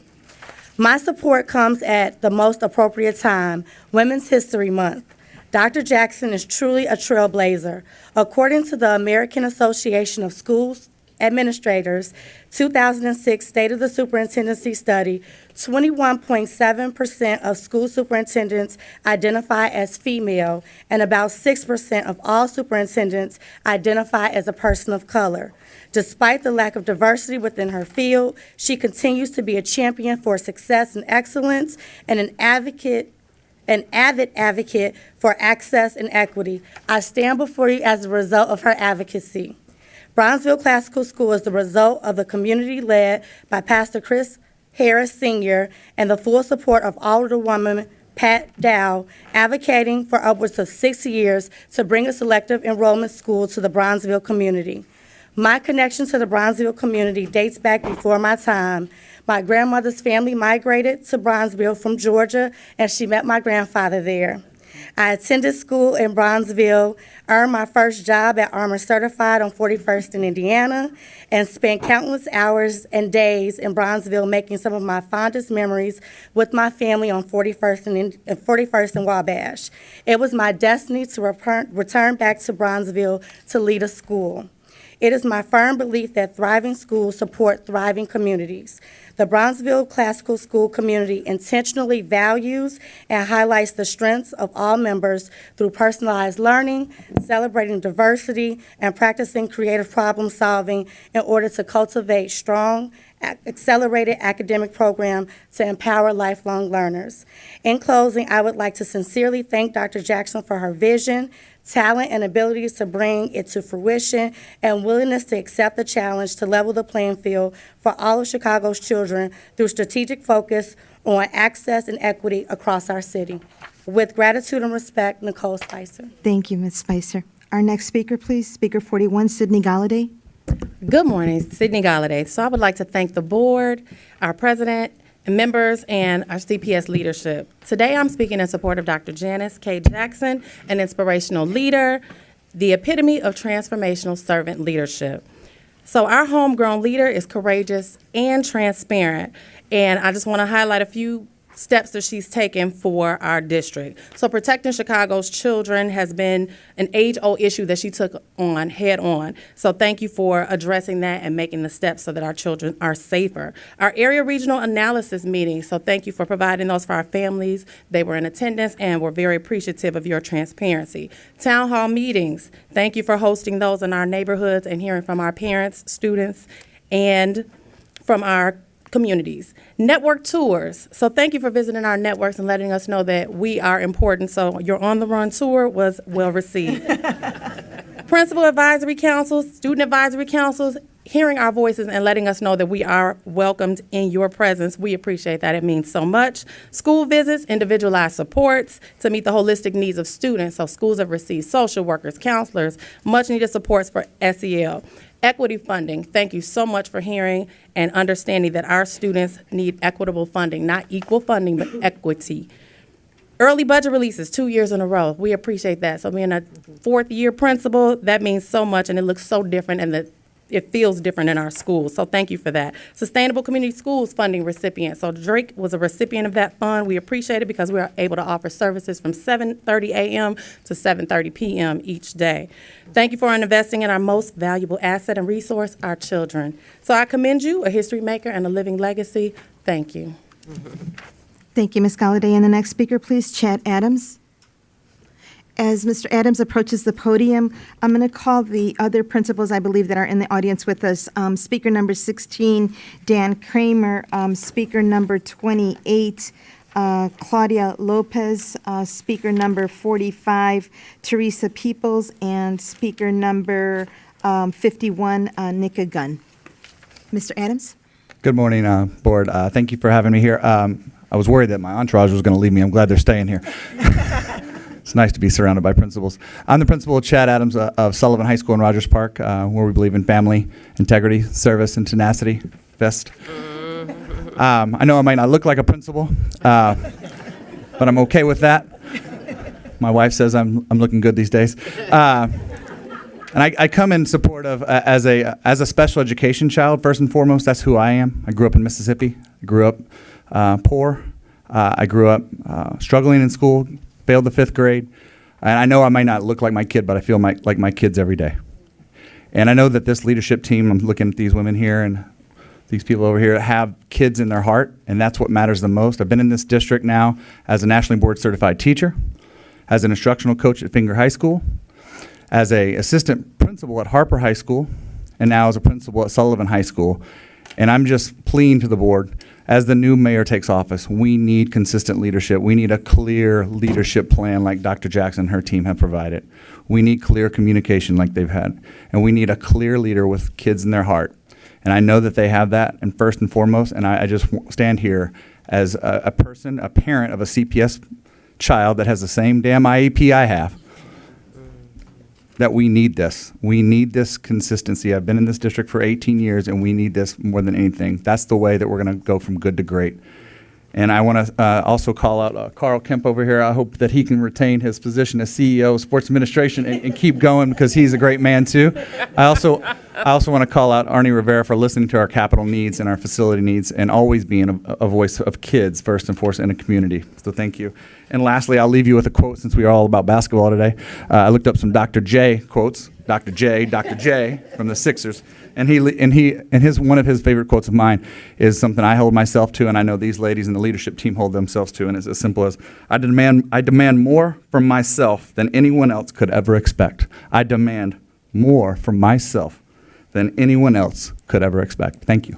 Thank you, Mr. Adams. And the next speaker, please, Dan Kramer. Good morning, everyone. I'm Dan Kramer, the principal at Roosevelt High School. I'm very proud to announce that we are one of the 32 schools that recently received the award from the Program Focus RFP. And we will be adding a dual language program, joining just 2 other high schools in the city that offer dual language. It's very exciting to us. First and foremost, I'm here to say thank you. We are really thrilled about this. The entire school is buzzing about the opportunity, and it's going to have school-wide implications for us. It's not just promoting multilingual fluency or students pursuing the seal of biliteracy, but we're really taking this as a challenge to embrace school-wide, to look at our curriculum, to make sure that it represents the students that we have in front of us, to make sure that it represents diversity, equity, that it promotes a love and respect for our highly culturally diverse school, our neighborhood, our city. In particular, I am here to thank Dr. Jackson and her team. So Chief McDade, Chief Kirby, the entire team for providing this opportunity. This team has come in and challenged us as school leaders to really know our communities, to know our parents, to know our students, and to craft a unique school vision as to how your school meets those students' needs. They have challenged us, but they have supported us along the way. And I'm going to quote, sort of misquote, I'll say paraphrase, one of my favorite educators, Dr. Richard Elmore, to say that this team knows the work because they have done the work. We are supported as school leaders by former school leaders. And I can tell you, having been in the district for 20 years, that is a remarkable difference. We are excited to see the 5-year plan. I can tell you that I speak for many when I say we hope that is just the beginning. I'd like to see the 10-year plan, the 20-year plan, as many years as we can keep this team. And again, I'd like to say thank you very much to everyone. Thank you, Mr. Kramer. And our next speaker, please, 28, Claudia Lopez.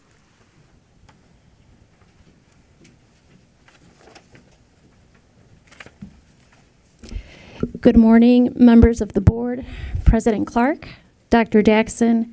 My name is Claudia Lopez, and I am the principal at Fairfield Academy, an elementary school located in Chicago Lawn on the southwest side of the city.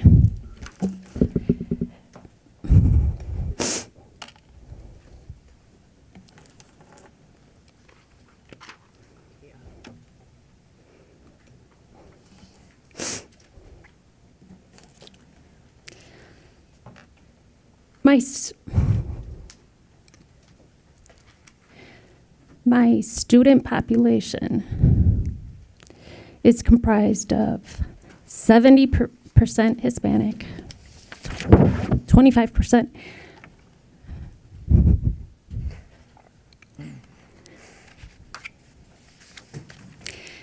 African American, 98% low income.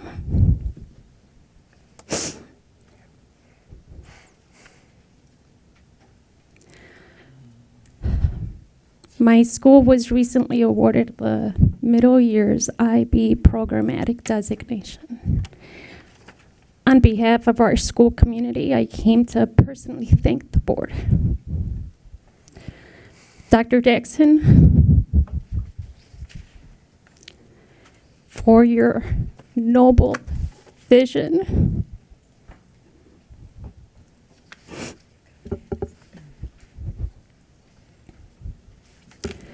of creating equities across the city. With the IB Programmatic Designation and the investment that CPS has committed to make, will bring only a few of the following benefits. Preparation of our students so that they can access world-class high schools and universities. Early exposure to IB curricular programming. Currently, my students receive this exposure once they've been accepted to an IB program at the high school level. Development of critical thinking skills and capacities that will serve as a foundation to empower and inspire children and to position them on an even higher plane to positively impact their own life trajectories.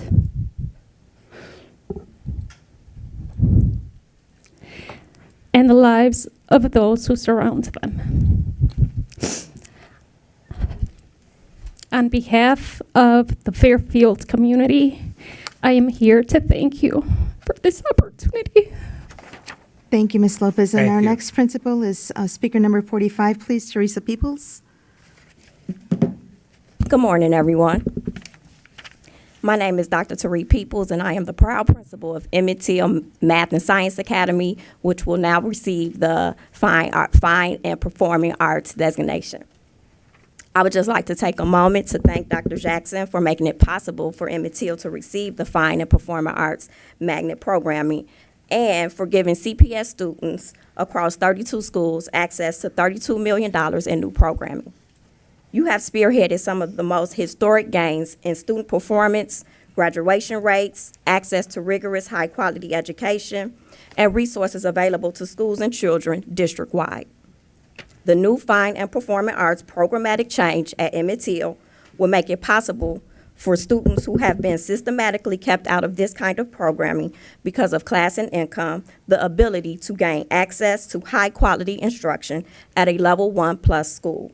You have made access to unrivaled education and exposure to immersive and life-changing social experiences the norm for the children in Chicago, especially for those in lower socioeconomic communities where access has been denied.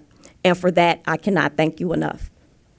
Under your leadership, neighborhood schools like Teal feel valued and supported. I am proud to work under your direction and excited to be a part of the movement.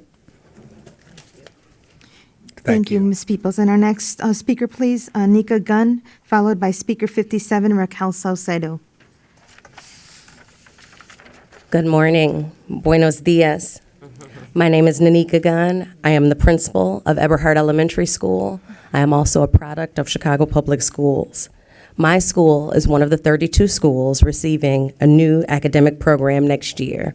So on behalf of Eberhard School, our entire school community, I want to say thank you. We expect that our addition of dual language will prepare our students to be productive members of the global society and afford them additional opportunities and varied careers in the long term. In the short term, this award helps our school offer the experience of biliteracy and biculturalism to students who otherwise may not have this experience. It allows us to offer for free what wealthy families are able to provide for their children, and that is an international perspective. We are excited about the prospect of our students preparing to earn the seal of biliteracy and how this program supports both native Spanish speakers and heritage speakers, but also those students that, but for this program, might never be exposed to a second language. We are grateful for the year of planning and the additional positions and resources awarded to implement dual language. Thank you for your investment in our children. Thank you. Thank you. Our next speaker, please, Raquel Salcedo. Good morning, members of the board and CEO Dr. Jackson. Thank you, and CEO McDade. We are Chase School is one of the 32 schools who received the programmatic designation for STEAM. For our school particularly, it's important that students have access to this type of programming, as we have 6 cluster classrooms where students are assigned to our school. And so having a school where they have access to this type of programming is particularly important to those parents and those students. I've been principal for 8 years. I've just signed a contract for another 4 years. Yeah. And this is the first year that I hear equity, and I don't think rhetoric. I feel like it's tangible. It is definitely tangible at Chase Elementary. And I commend you, all of you, for really standing by your commitment to making resources equitable for all students. In a district our size and with such diversity, it is a challenge, and sometimes it appears insurmountable, but definitely doable. And I know that some people have come here and have said words like shame on you, and I just want to counter that with thank you and commend you for what you're doing. And I hope that you continue to make these insightful and innovative decisions. The board, thank you for supporting our CEDO and our CEO for continuing with these decisions. Thank you. Thank you very Ms. much. Salcedo. And the next speakers then will be speaker number 55, please, Tawana Wilkes, followed by speaker 54, David Groves. Good morning. To the board, Chief Jackson, Chief McDade, it is such an honor to stand before you to say thank you. thank you for allowing my school, Michael Faraday School, to become a part of number 32. I am Dr. Williams, and I represent 260 students, community members, and family members of the Michael Faraday School. Words cannot express how we felt the moment we were notified that our dream had become true to become a part of the International Baccalaureate Primary Years program. This is a huge honor for the Faraday family. As a little kid from Foster Park, we always had big dreams of the things that we would want to do. I lived in a house of quoters. My dad loved Dr. King, and he would promise us things, and my mom would promise us things. And when they didn't come to fruition, we would say, well, how long is this going to take? And my mom would say, go ask your dad. We go ask my dad. My dad would say, not long. So then we'll go back and ask my mom, well, how long?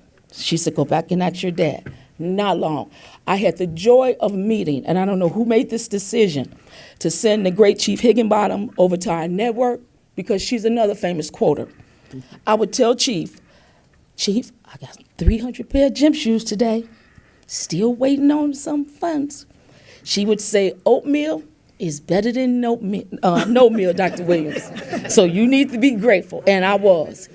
I thank you all from the bottom of my heart that you all have selected, or someone believed in Michael Faraday Elementary School to allow us to be a part of the 32. Our learning, all learning, will be enhanced, and we will see an increase in the in-depth of knowledge and understanding in all learning experience. We are ready to retrain our teachers and students on global and international strategies as we strengthen how they learn and how they think for themselves, and more importantly, to take more responsibility for their own learning through an inquiry-led approach. My team is ready to fully participate in the professional training together as a staff. Together, we will consistently model all the attitudes and attributes of the PYP program as inquirers, knowledgeable thinkers, communicators, principals, open-minded, caring, and risk takers. The sky is the limit for Michael Faraday. And together with your continued support, your dynamic leadership, we say to you over a cliff, we will follow you wherever you go. We love what you have done for the city of Chicago, for the inner city students, for our communities. I always say to my great basketball coach, whose school is right behind me, in which you all honored, Marshall High School, I get them at the front door, she gets them at the back door. And that's a blessing, because now not only are we able to send over great, talented, athletic individuals, but we're also ready to prepare great, authentic, lifelong learners and leaders to some of the best selected high schools in the city of Chicago. My heart, my soul, thank each and every one of you for your wonderful leadership, and we support you. And as my team always tell us, over a cliff. Thank you. Thank you very much.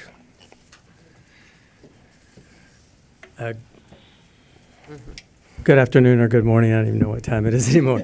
But my name is David Groves, and I'm a third grade teacher at Michael Faraday Elementary School. President Clark, my other colleagues, my coworkers at CPS.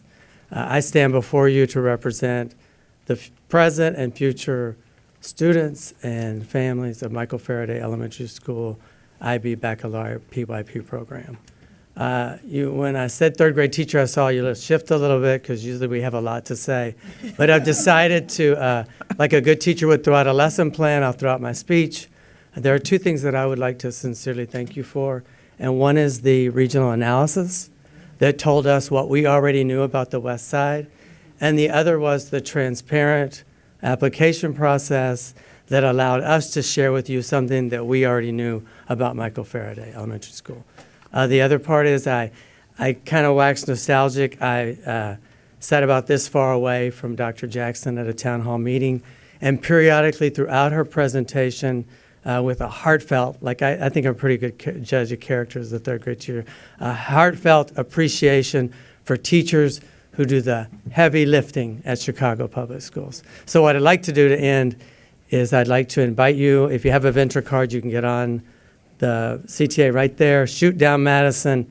Our playground address is 3250 West Madison, and I'd like you to come out and visit Michael Faraday Elementary School, and you will see Olympic gold medal powerlifter teachers. So you're always welcome. Thank you for the opportunity. Thank you, Mr. Groves. And the next speaker, Speaker 22, Eileen Mason. Good afternoon. I am the proud principal of Scott Joplin Elementary School in the Auburn Gresham neighborhood. And I stand not only with my colleagues, but I also brought my parent advisory, PAC parent with me, Vanessa Vincent.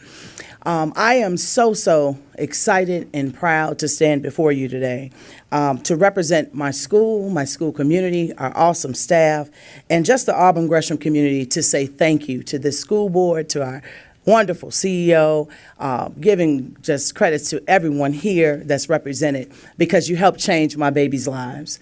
We are excited about receiving the Magnet Cluster World Language Program. All of our efforts are really geared and really pushing toward an excellent program to be established here at Scott Joplin School.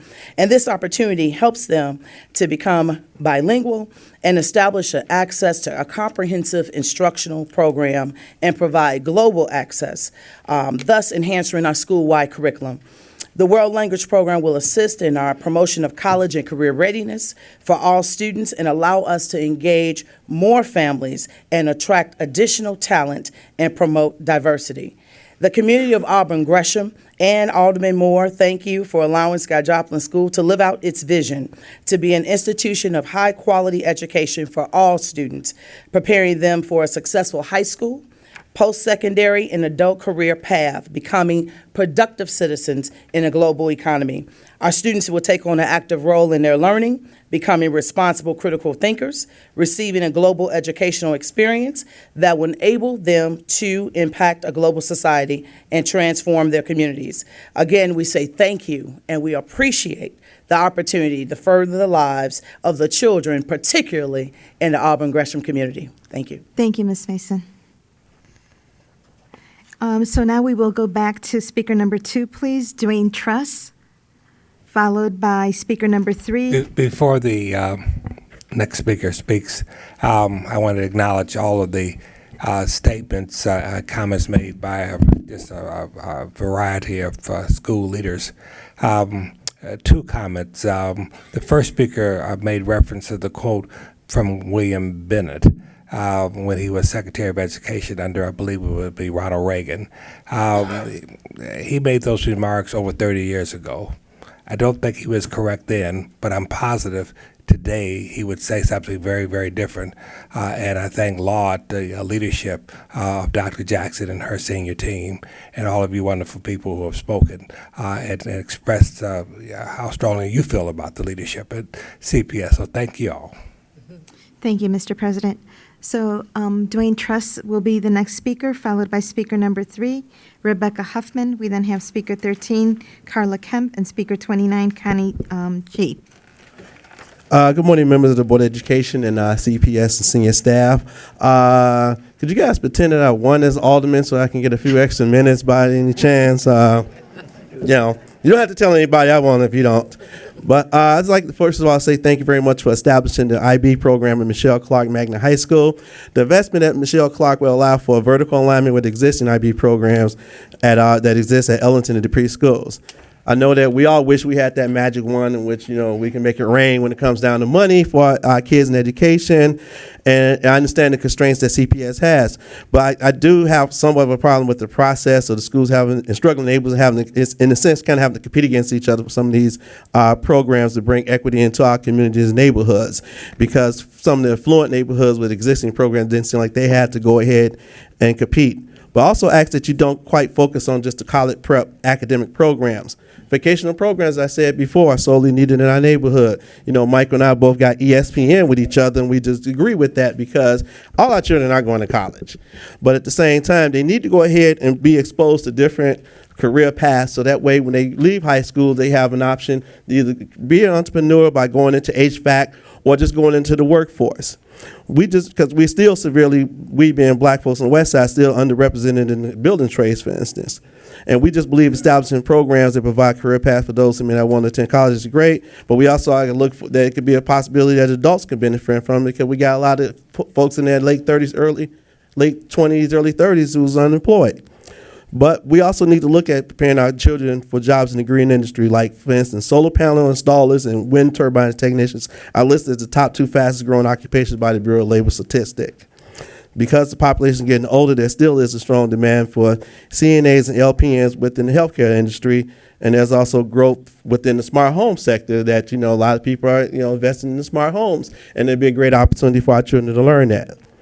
And, when job development programs are truly the economic development tool of the future. And I thank you very much. And I also want to acknowledge the fact that we lost our dear friend and former CAC chairperson, Mildred Wiley. We all miss her. And we also hopefully down the road somewhere that she can get her family get honor for her career service on the West Side. Thank you, Mr. As well as Press. for education CPS. Thank you. Thank you. Thank you very much. Good afternoon. My name is Rebecca Nieves Huffman, and I proudly serve as the Executive Director of City Year Chicago. This current academic year, we are partnered with 28 Chicago public neighborhood schools throughout the district, and there's a demand for our program. We currently have 25 schools on our waiting list, which are primarily level 2 schools located across the south and west sides of the city. I've come here before to talk about all the external research that affirms the impact of our program, but today, thanks to our automated data sharing agreement with the district, I've got what we'd love to call mid-year data delights to share with you. First, in ELA, 63% of our students have met 50% of their growth targets or higher. 29% of students have already met or exceeded their growth targets for the entire year. We serve in 7 high schools and have already exceeded our freshman on track goal for the year, as we currently sit at 88.4%. Last year, we ended the school year at 97.8% freshmen on track, which we expect to reach or beat by the end of this school year. So who are these amazing student success coaches who comprise the core of our full-time mentors and academic tutors for our kids? They wear the red jacket, which over the years has become a symbol of trust and a symbol of love in our communities. It's not a superhero cape. 80% of our student success coaches are taking a gap year after college, and the top feeder schools that they come from are University of Michigan, Ann Arbor, U of I, Washington University in St. Louis, and Notre Dame. But you know what I'm most proud of as someone that grew up in Humboldt Park and graduated from this program is the fact that the majority of our core is incredibly local talent, many of them CPS school grads themselves who come back to serve and encourage their students in only the way that they can. So today I come to you to say thank you for granting us this privilege to serve the brilliant students of our district. Thank you, Ms. Huffman. And our next speaker, please, 13. Before the Carla next Kemp. speaker, I am the proud bearer of a red jacket, and I do believe the City Year is an extraordinary program, and I'd love to see it expanded. Thank you. Good morning. My name is Carla Kemp, and I am the proud principal of Deneen School of Excellence right here on the south side of Chicago. And I was asked by City Year just to give a little view as to how they have impacted my students. And so one of the things they do well that kind of encompasses everything is that they are our attendance leaders. So they make calls. They find out why a student was absent the next day. They let us know if there's somebody that we should check on, which is huge for us. And so that trickles into the fact that for math right now, which is something really awesome for us, for their focus group, we have 95% that are maintaining a C or higher in their instruction. We are also, for a lot of our spring targets, for math, we have 50% that have already met their spring targets, and this is based on their focus group. But one thing that I really think is great about our City Year team members is that they realize that they have to build relationships with our children. And so they know the importance of rearing them with education, but they also take time to get to know them. And so a lot of times when our teachers can't reach a particular child, they have what they call a near peer relationship. And so they'll open up to that child and they'll find out what we need to do to help them be successful. I am excited about City Year. City Year is something that I've been in CPS for about 20 years now, and every school that I've been involved in has had a City Year team member, a City Year presence, and I have seen great success with that. Thank you. Thank you, Ms. Thank you very Khan. much. Our next speaker, Mr. President, will be speaker number 35, please, Raul Magdaleno, followed by speaker number 4, Sarah Dennis, speaker 34, Karen Cruz, and speaker 50, Anna Marie Sanchez. Buenas tardes. Good afternoon, everybody. My name is Raul Magdaleno. I'm the principal of Thomas Kelly High School. And I just want to echo what my colleagues have said about Dr. Jackson and her team.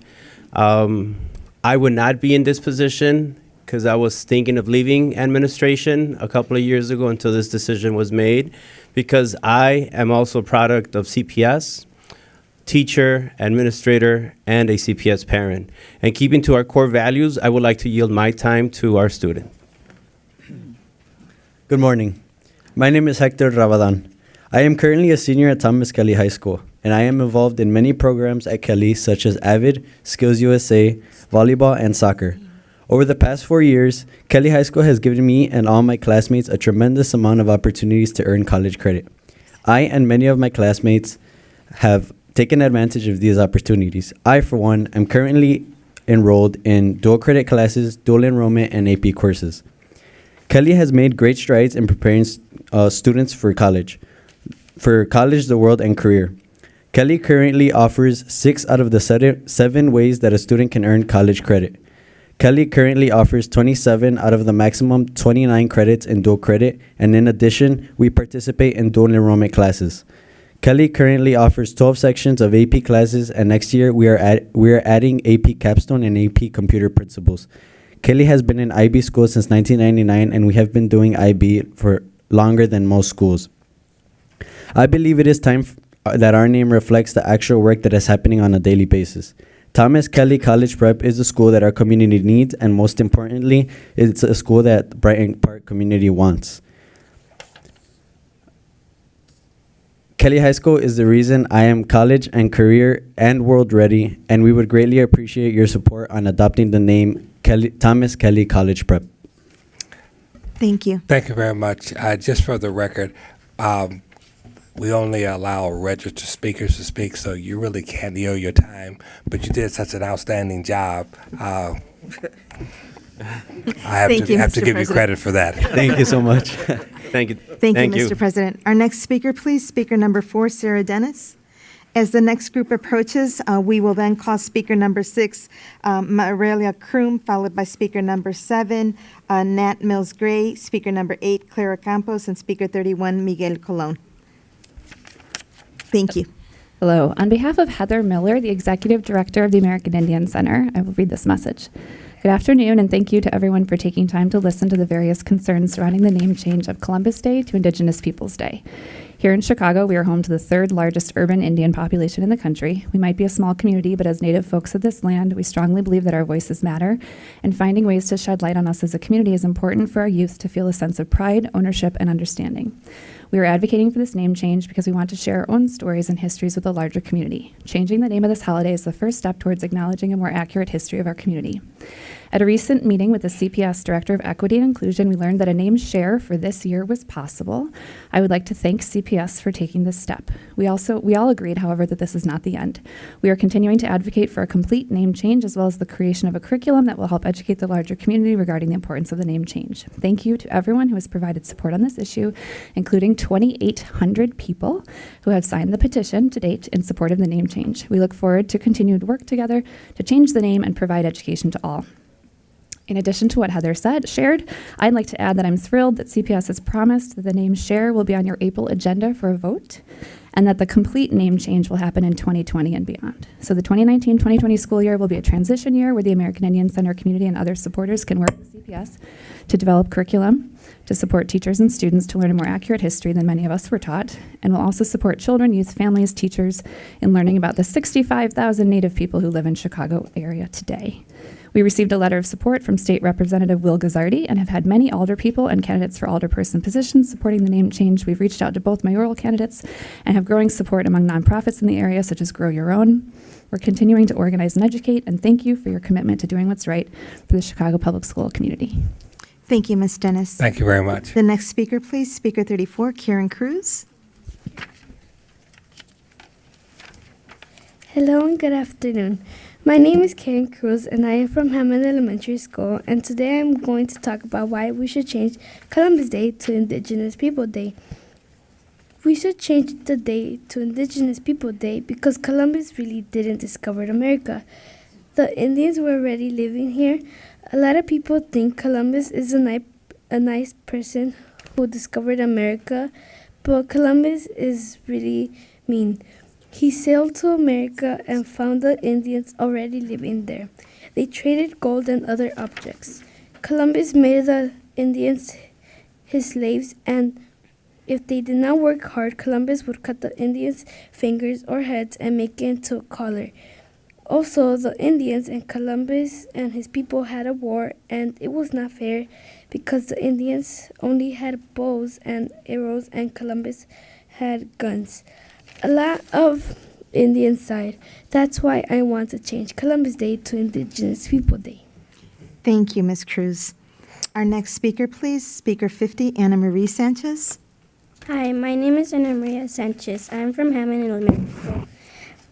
I'm going to talk about Christopher Columbus. Christopher Columbus was a bad person. In 1492, he sailed from Spain across the Atlantic Ocean to the southwest. There, he found the name the Taino Indianos. They trade objects, but when they didn't have nothing, Christopher Columbus made them slaves. About 5,000 Indians were slaves. If they didn't work hard, Christopher Columbus cut their heads or fingers. Over 5,000 Indians got killed from disease, stretcher, and sized. After that, Christopher Columbus and his brother got arrested by being guilty. When he got out, he sailed for 2 years and died when he was 50 years old. That's why we should not celebrate him and change it to Indigenous People Day. Thank you, Ms. Sanchez. Since they were both under 1 minute, can we have one more? She wasn't allowed to register because it was full, but the two that spoke did a fantastic job. Thank you so much. By the way, General Counsel, what have we done? What are we doing? So next month, there will be on the board's agenda an amendment to our next year's academic calendar to change the name of the Columbus Day observance to Columbus Day and Indigenous Peoples Day observance. And we've also committed to continuing the conversation because they've made clear they want a full change. So we'll continue those conversations, but where we are right now is the name share. Thank you for your advocacy. Thank you very much. Thank you, Mr. President. Our next speaker, please, Speaker number 6, Mariela Kroom.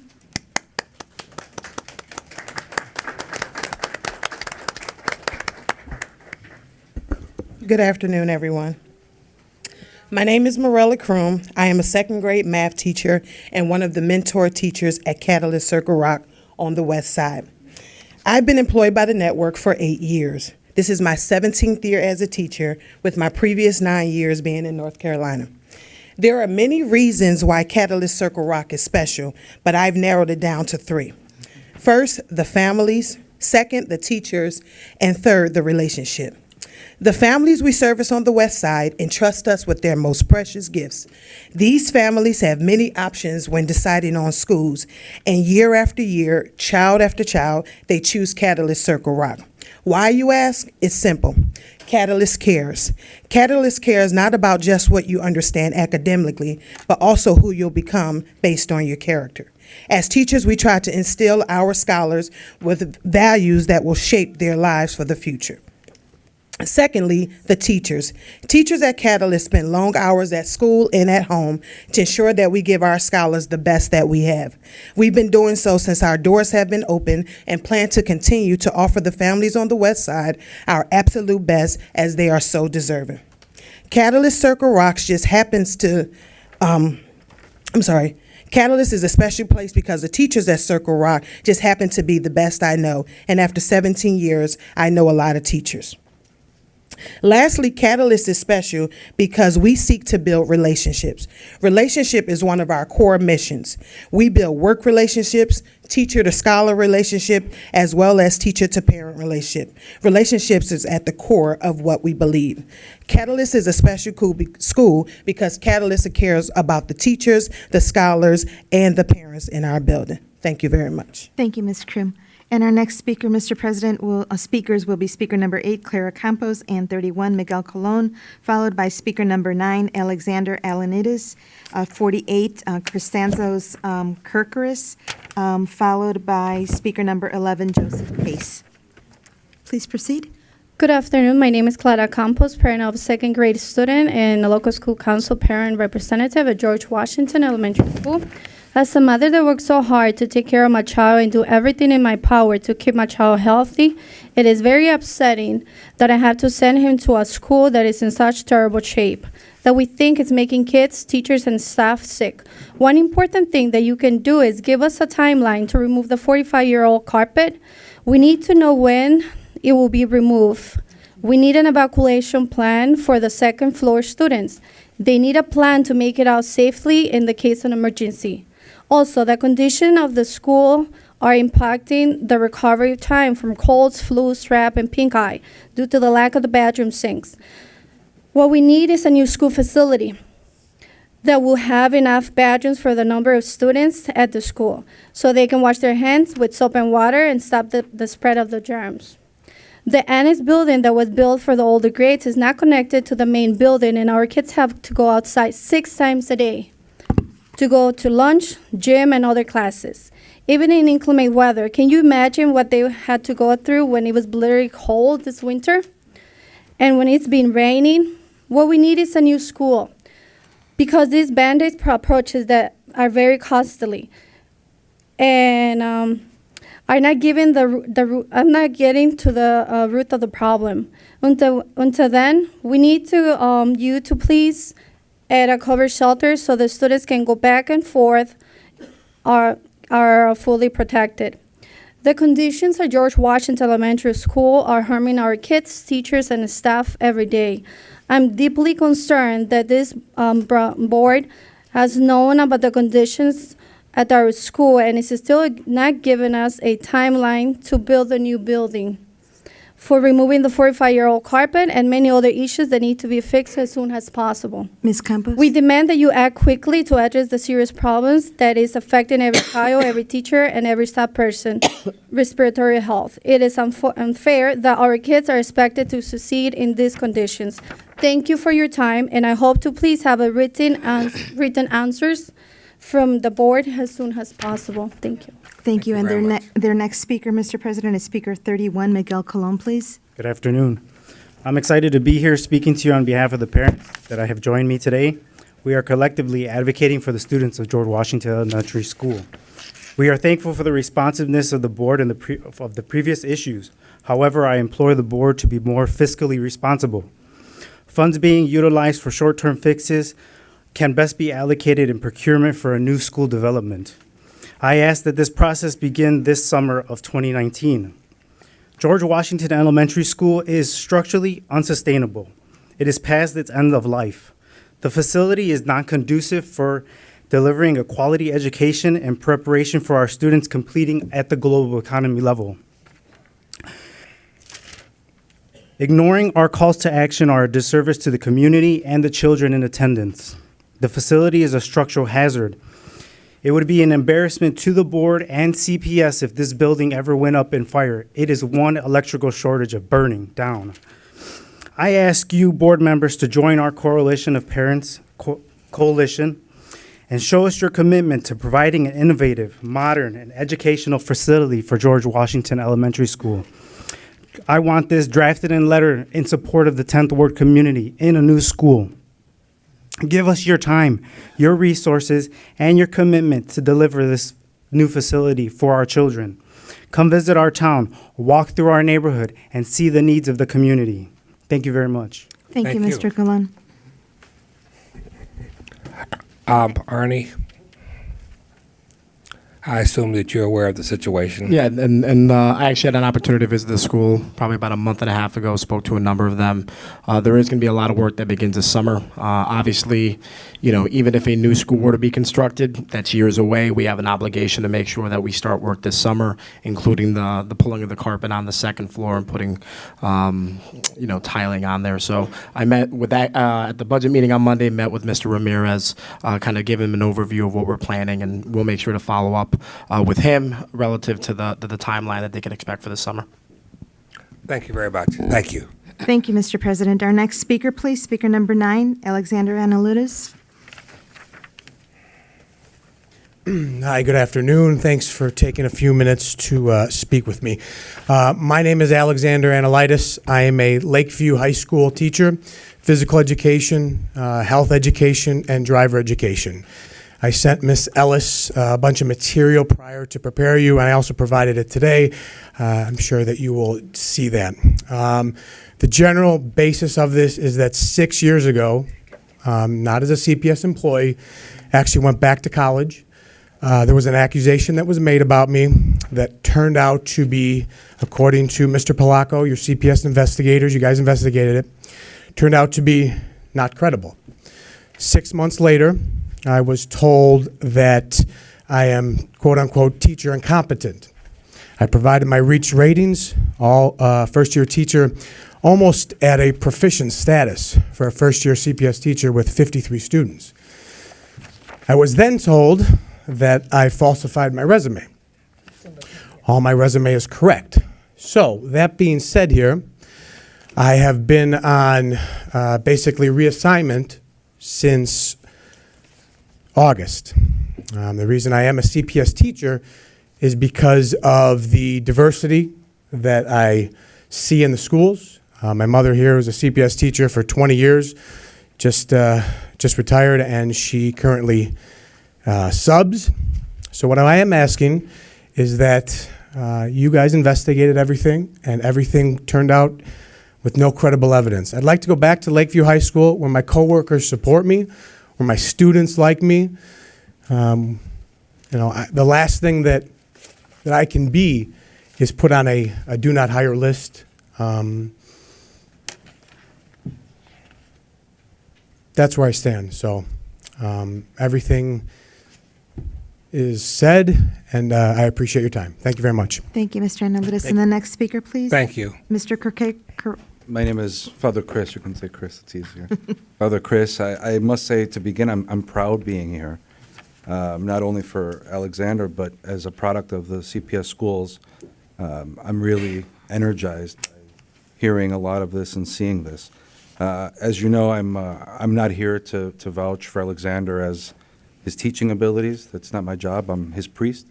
I'm here to say that I've kind of gone on this journey with him and seeing the peaks and valleys, the valleys of being accused, the peaks of being cleared, and then kind of the valleys again, seeing him go up and down through this journey. And I can tell you that he's a loving husband, a good father, a dedicated member of our community, our faith community, active in our outreach programs, and is a good person.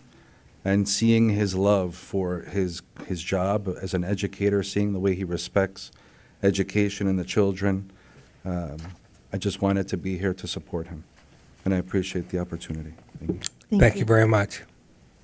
And our next speaker is Joseph Pace. As he approaches the podium, I will call speaker number 12, please, Maria Villalba. Speaker 15, Tamara Draper. 23, Latricia Claiborne. And 24, Swanee Triplett. Mr. Pace? Good afternoon. My name is Joe Pace. I'm here to speak again about an issue I've been speaking on for quite some time right now.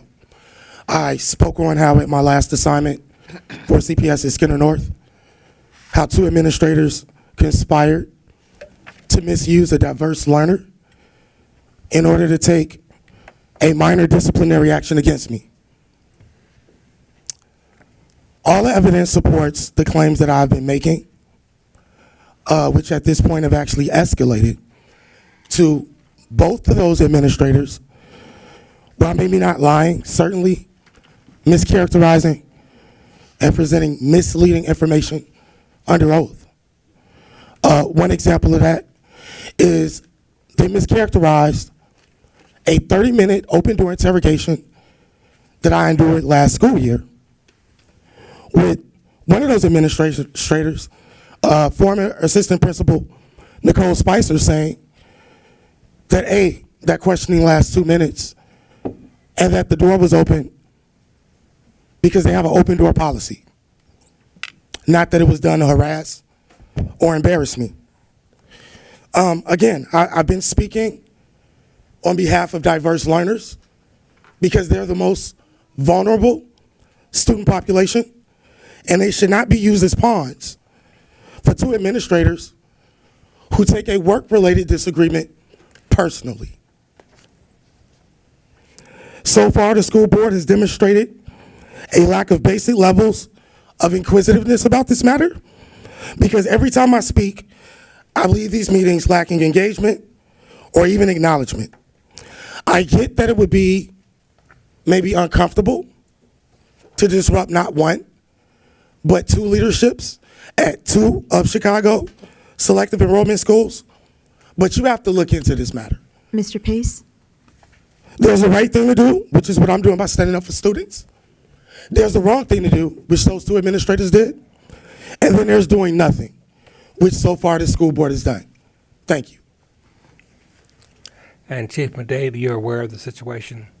I do have some knowledge of this individual coming before the board. I would defer to legal on this one.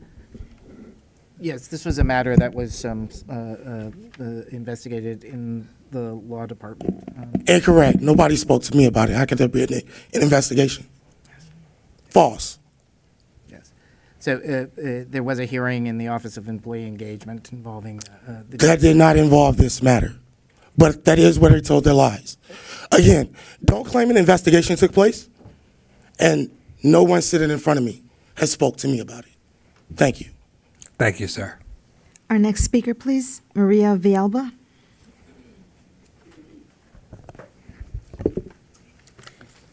Hola, mi nombre es María Villalba. Soy mamá de Montserrat, una estudiante de la escuela de UIC College Prep.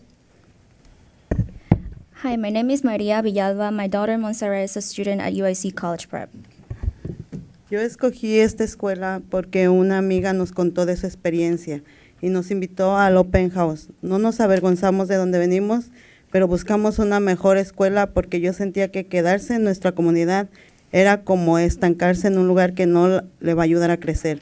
Yo siempre le he inculcado a mis hijos que quiero que crezcan sus expectativas y no se estanquen en donde se sientan seguros. Desde que entró a la UIC hemos visto que subieron sus calificaciones y empezó a darse sus propias metas. Quiere graduarse con honores y le pone mucho empeño. I chose this school because a friend told us about her experience and invited us to the open house. We're not ashamed of where we come from, but we were looking for a better school because I felt that staying in our community was not going to help her grow. I've always encouraged my children to raise their expectations and to get out of their comfort zone. Since she entered UIC, we have seen improvement on her grades, and she started to set her own goals. She wants to graduate with honors, and she puts a lot of effort into it. Últimamente me he sentido juzgada por otros padres por escoger esta escuela para mi hija. Tuve una situación en la que alguien está involucrado con CPS, me juzgó por llevar a mi hija a UIC. Me preguntó que si sabía que esas escuelas le estaban robando dinero a CPS y dijo que ella no metería a sus hijos ahí. Y yo, como no estaba informada, no me pude defender y me sentí impotente. Lately, I've felt judged by other parents because I chose this school for my daughter. I had a situation where someone who is involved with CPS judged me for sending my daughter to UIC. She asked me if I knew that those schools were stealing money from CPS, and she said that she wouldn't send her children there. Because I was not informed at the time, I couldn't defend myself, and I felt powerless. Ahora que he ido a las juntas y me he informado más, sé que esta escuela ha estado bajo contrato con CPS. Son parte de CPS y tienen 5 años para demostrar que vale la pena para que las dejen permanecer abiertas. Ahora, cuando esta persona me ha molestado, me he podido defender, y ahora cuando les cuento a esta persona que mi hija va a viajar a Tailandia y a Nueva York y que toca el saxofón en la banda de la escuela, se queda sorprendida de todas las oportunidades que mi hija ha tenido.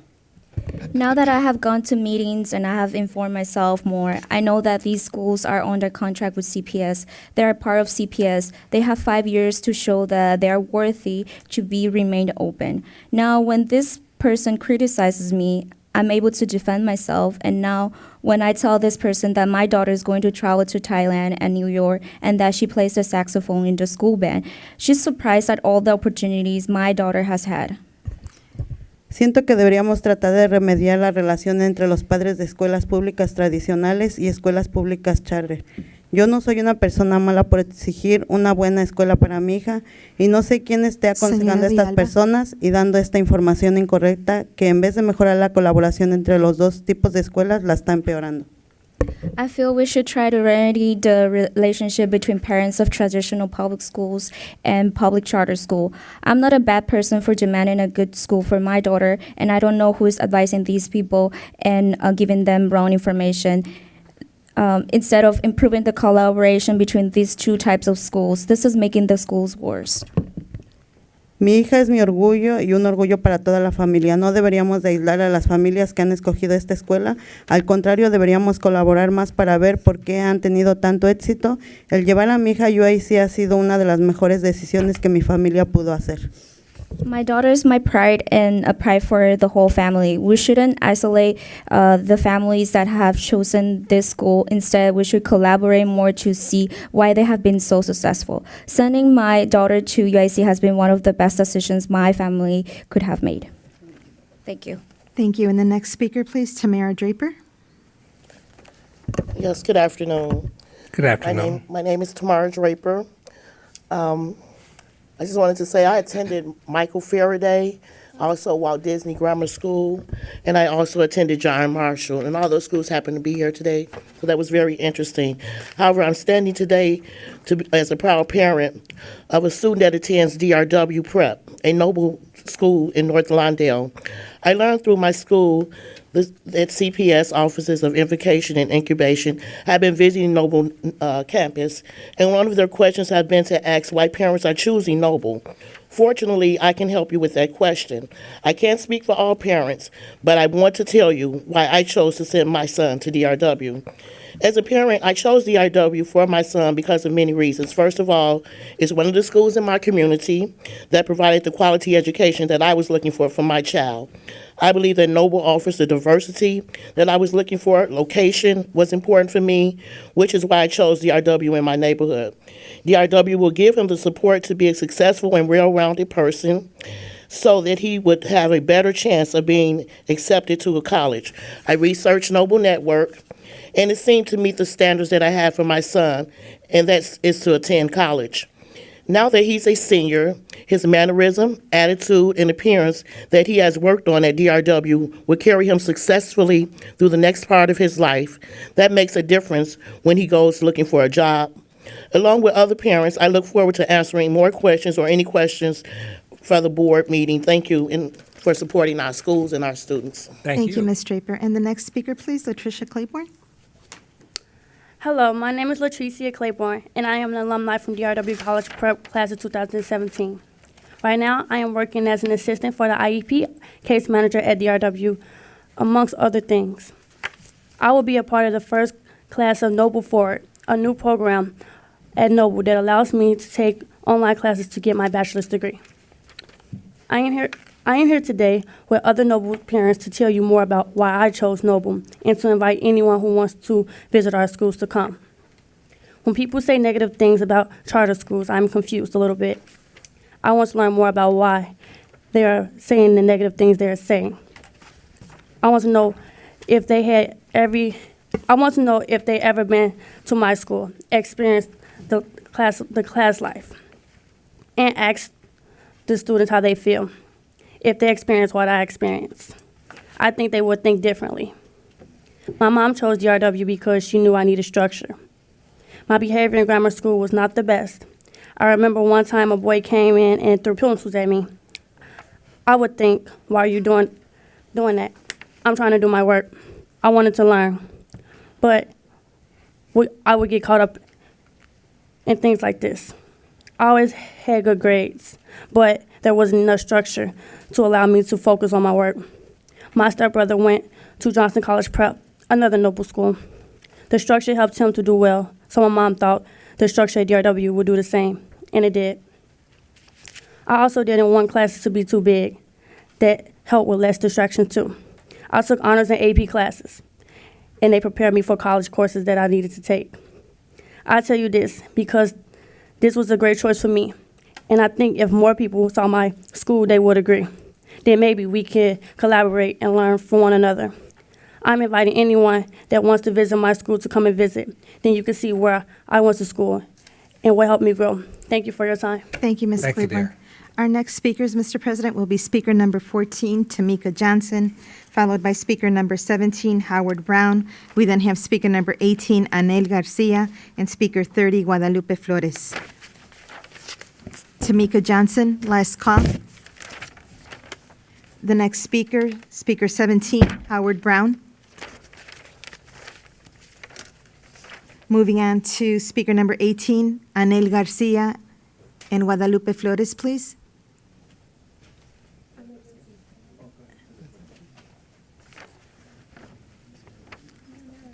No, no. Okay. Buenas tardes, Presidente Clark, distinguidos miembros de la Junta y doctora Jackson. Good morning, President Clark, distinguished board members, and Dr. Jackson. Mi nombre es Anel García. Hoy estoy aquí para hablar de la escuela de mis hijos, Escuela Primaria Marqués, la cual es parte de la red de las escuelas Acero. Tengo 2 hijos en esa escuela. Yael está en 5º grado e Isel está en 2º grado. My name is Anel Garcia. I'm here today to talk about my children's school, Marquez Elementary, which is part of the Acero Schools Network. I have 2 children at the school. Yael is in 5th grade and Isel is in 2nd grade. Márquez es la mejor escuela de mi barrio y me siento orgullosa de mandar a mis hijos ahí. Me encanta Márquez porque tiene el nivel académico es excelente. La escuela impone altas expectativas sobre sus alumnos porque creen en ellos y saben que son capaces de grandes cosas. Los maestros y el personal son maravillosos. Son sumamente dedicados a mis hijos y yo tengo la confianza de que mis hijos son respetados y atendidos en Márquez. Marquez is the best school in my neighborhood, and I'm proud to send my children there. I love Marquez because the academic level is excellent. The school places high expectations on their schools because they believe in them and know that they're capable of great things. The teachers and staff are wonderful. They are so dedicated to my kids. I have confidence that my children are respected and cared for at Marquez. Marqués también tiene un ambiente muy acogedor y de apoyo a las familias. A través de Marqués he avanzado al 2º nivel de clases de ESL, que son disponibles a través de los programas para padres proporcionados por Acero. Estoy muy agradecida por esta oportunidad de mejorar mis conocimientos de inglés. Yo también soy voluntaria en la escuela y apoyo en los eventos escolares cuando puedo. Es muy gratificante trabajar con los padres, maestros y personal para apoyar a nuestros hijos. Hay tantas personas involucradas que están profundamente dedicados a nuestra comunidad escolar. Marquez is also very welcoming and supportive of families. Through Marquez, I have advanced to the 2nd level ESL classes, which are made available through Acero's parent program. I'm also thankful for this opportunity to improve my English language skills. I also volunteer at the school and support its events whenever I can. It's very rewarding to work with other parents, teachers, and staff to support our children. There are so many people involved who are deeply invested in the school community. Quería compartir todo esto con CPS y la Junta porque ha habido tantas negatividades últimamente sobre escuelas charter. Por eso deseo que todos ustedes sepan que hay muchos padres como yo que amamos a nuestras escuelas charter y las consideramos la mejor opción para nuestros hijos. Por favor, tengan en cuenta nuestras perspectivas al tomar decisiones que afecten a las escuelas charter, especialmente cuándo y cómo son financiadas. Les pido que den un trato equitativo a las escuelas de mis hijos. Gracias. I wanted to share all this with CPS and the board because there has been so much negativity lately about charter school. So I want you all to know that there are many parents out there like me who love our charter school and find them to be the best choice for our kids. Please consider our feedback when making decisions that impact charter schools, especially how and when you fund them. I urge you to give fair treatment to my children's school. Thank you. Thank you very Thank you, much. Ms. Garcia. And the next speaker, Mr. President, is speaker number 30, please, Guadalupe Flores. Buenas tardes, Presidente Clark, distinguidos miembros de la Junta y doctora Jackson.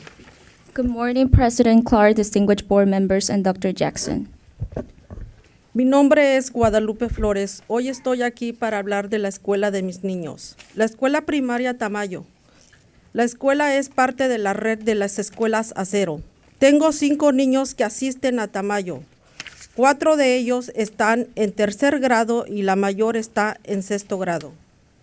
My name is Guadalupe Flores. I'm here today to talk about my children's school, Tamayo Elementary, which is an Acero school. I have 5 children attending Tamayo. 4 of them are in 3rd grade and the oldest is in 6th grade. Estoy muy agradecida de poder mandar a mis hijos a Tamayo. Tamayo es la mejor escuela en mi barrio y ha sido el entorno para que mis hijos crezcan y aprendan.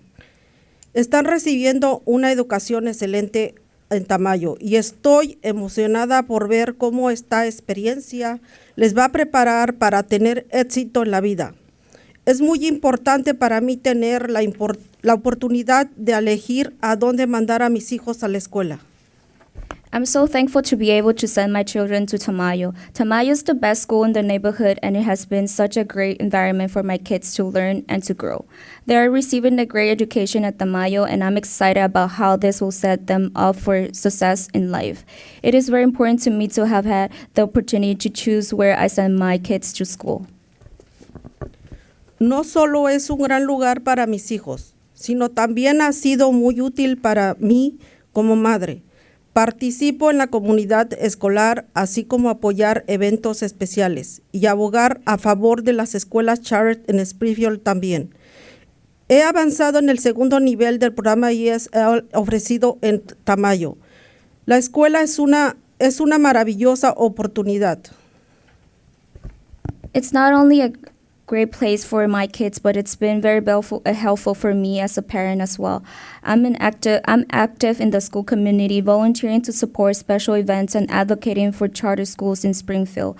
I've also reached the 2nd level of the ESL program offered at Tamayo, which is a wonderful opportunity. Creo que es realmente importante para mí compartir esto con CPS y la Junta porque lo que dicen acerca de las escuelas charters tan a menudo no coincide con la experiencia mía y de mis hijos en Tamayo. A mis hijos les encanta la escuela, así como a los maestros y el personal escolar. Me acompañan aquí otros padres de Acero a quienes vinieron aquí hoy para mostrar su apoyo a las escuelas de sus hijos y les pedimos financiar nuestras escuelas de manera justa. Gracias. I think it's very important for me to share this with CPS and the board because the way people are talking about charter schools so often is not in line with mine and my children's experience at Tamayo. My children love their school as well as their teachers and staff there. Other Acero parents have joined me here today to show their support for their children's school, and we are asking you to fund our schools fairly. Thank you. Thank you very much. Thank you. And our next speakers will be from Shores, and we have speaker number 19, Dorothy Barrett, 21, Catherine Moran, 36, Tara Cullen, 40, Melissa Baylog, and 59, Lynn Ankney.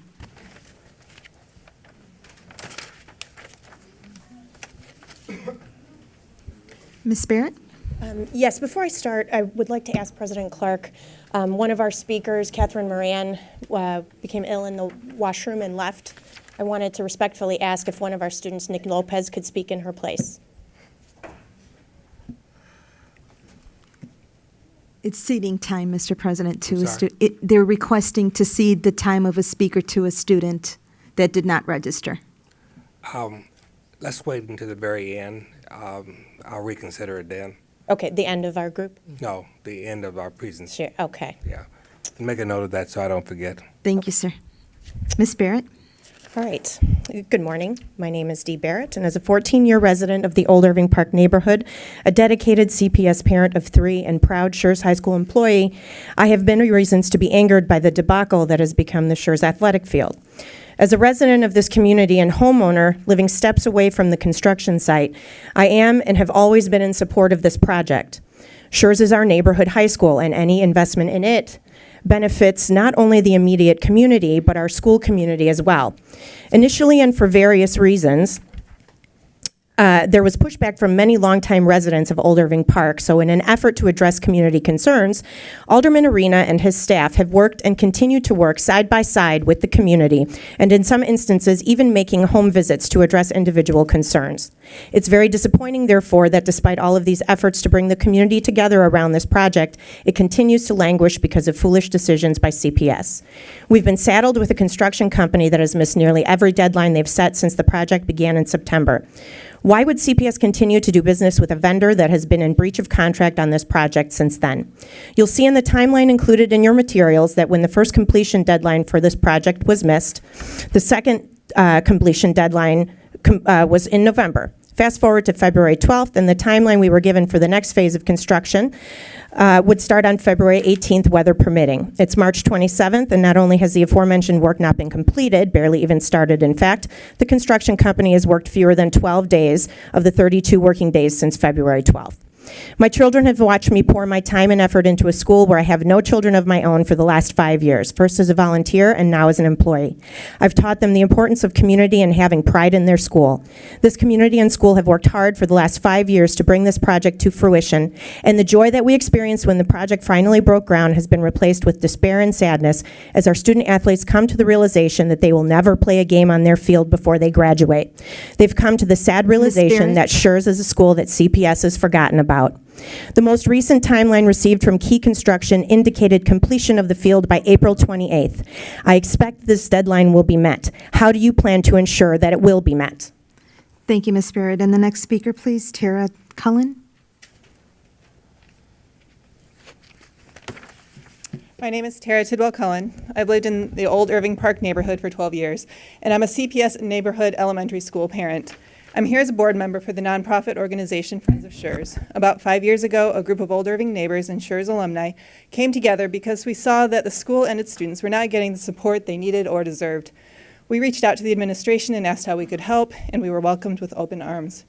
Since launching Friends of Schurz, we've gotten to know teachers, staff, and administrators who are dedicated and caring administrators, and students who are bright and creative and truly care about our world. Schurz has gone above and beyond to open its doors to the neighborhood, even as they are forced to operate with only 2/3 of the engineering staff they should have for a school of its size.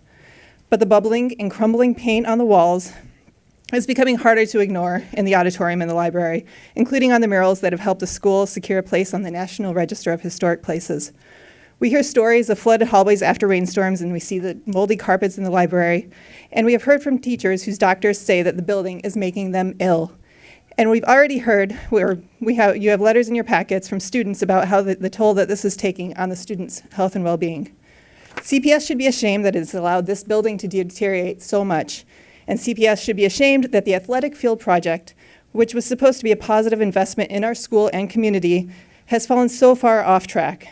As neighbors and friends of Schurz, we are here today to tell you that we demand better. We have 3 demands. First, follow through on your promise to complete this field by April 28th. Second, assign a 3rd full-time and dedicated engineers to Schurz. And third, work with us to address the roof and tuck pointing issues and the other capital improvement needs that the school has so that it can continue to be a safe and healthy place for the Northwest Chicago's children for years to come. Thank you.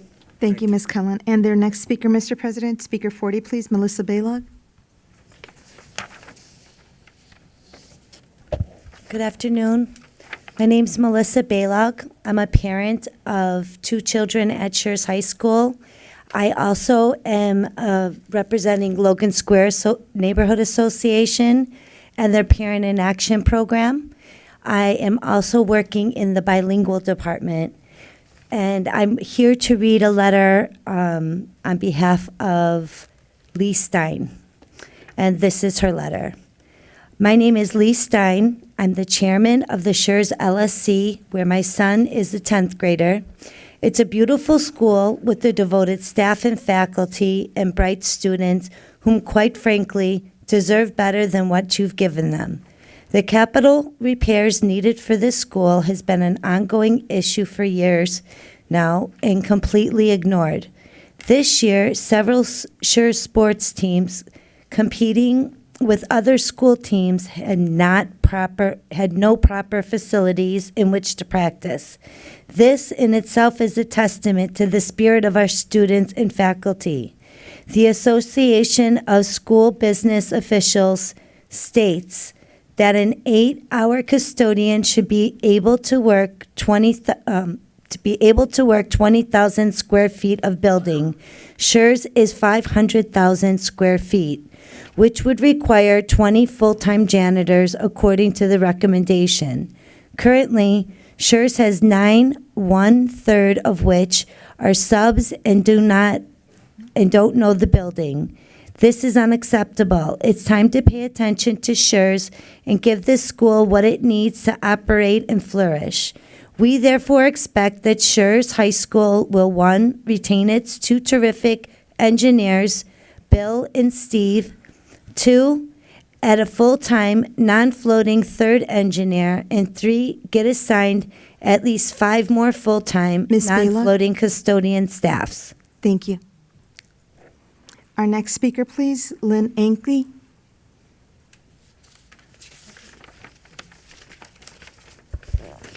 Good afternoon.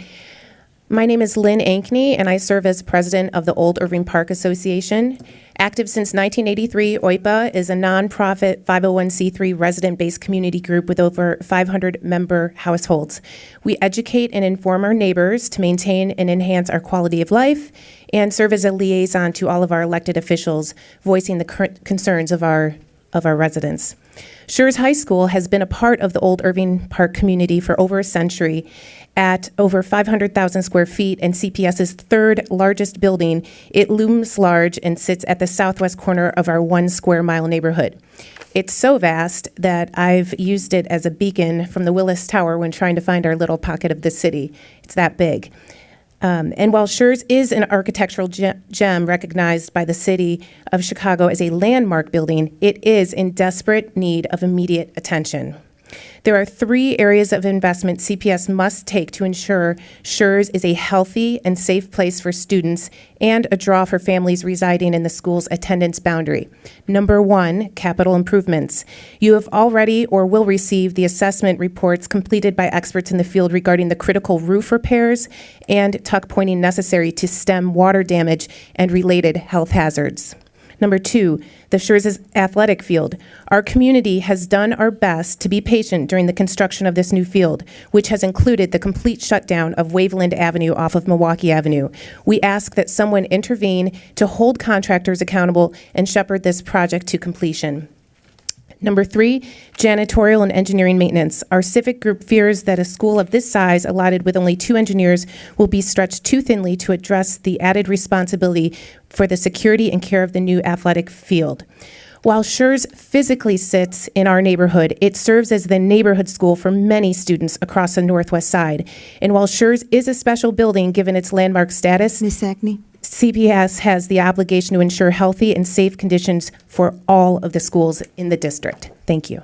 Thank you. Mr. President, that concludes the registered speakers for Schurz, and their request is to have a student address the board since one of their speakers was not able to stay. We're going to say that to the end of the... Until we're done with public Yes. participation? Arnie, do you have anything to add that you didn't say to the alderman? As I stated earlier, we're working with the network chief and the principal to address a number of these issues, both on the capital side and on the maintenance side. So, Thank you very much. Thank you all. Thank you. And the next group? May I ask you, I have to return these students, they're my students, to the school. It's already 1:20. If this gentleman is going to have the opportunity to speak, I would really appreciate it if he could do it now. Thank you.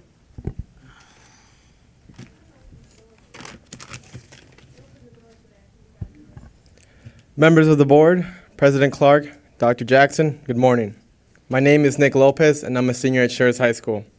I wish I didn't have to be here, but there has been a problem occurring in my school, and many like mine, and the time for waiting has long passed. There exists a world in my high school, a block long and a world wide that's filled with diverse learners and future global leaders. Yet the opportunity to reach maximum potential has been denied from them. Not because of their own failures, but because of flaws in a system that's forward to serve them. Bathrooms that don't reflect the modern standards, walls that are chipping away, a first floor that is sinking, and a roof about to collapse. These are all signs of an historical landmark that's been left to the back of a textbook. What these problems represent is a much larger problem in our public school system. Because the worst thing about this issue is not the fact that these conditions happen, but that this was allowed to happen and was ignored. And now we are tired. I'm tired of waiting, but I'm especially tired of this constant blame game that has plagued our school politics. I'm tired of yelling at you and you yelling at us, which has gotten us nowhere.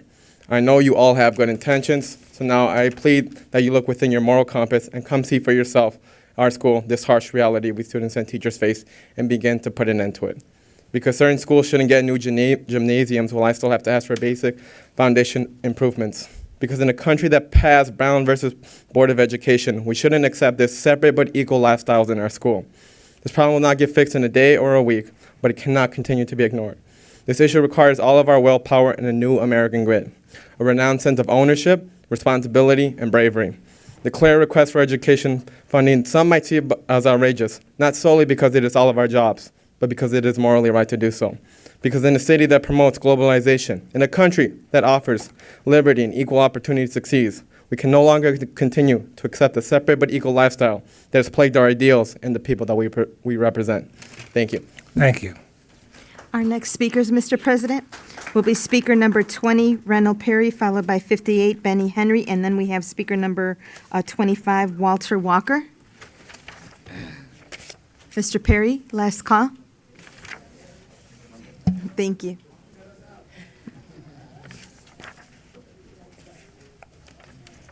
You can go first.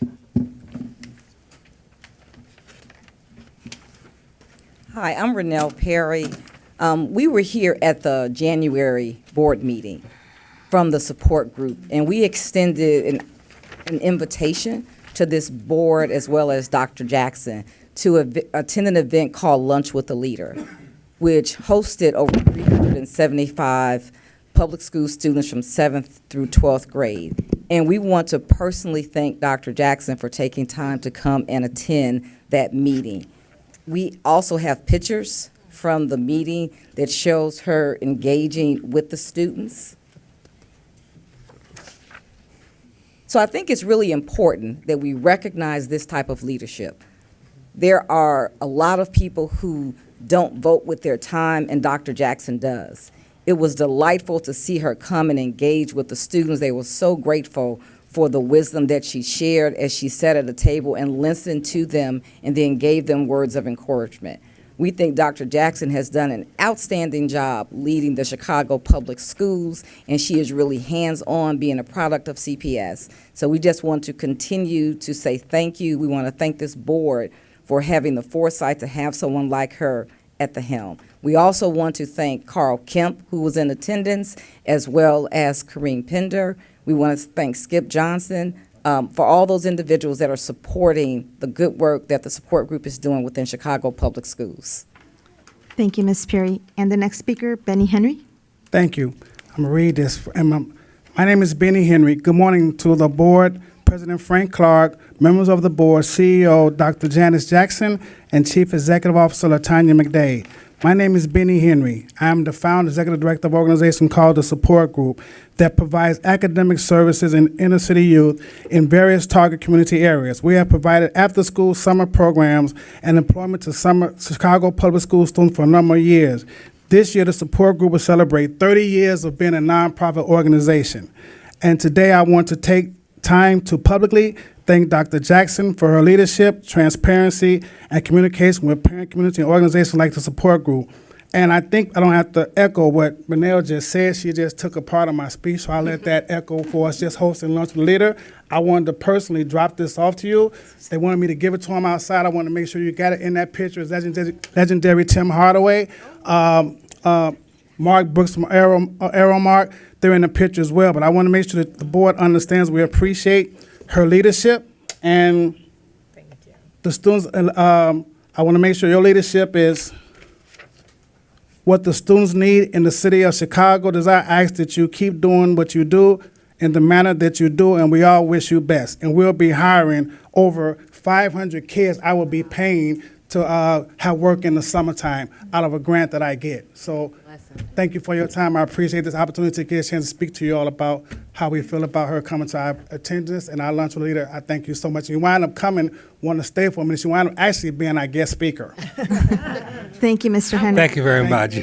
Our next speaker, please, Walter Walker, please.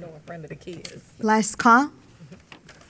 Moving on to the next speaker, we will then have speaker number 26, please, Sequoia Williams, followed by 27, Jacqueline Brooks, 42, Elfrida Johnson Brown, and speaker 60, Vanessa Valentin.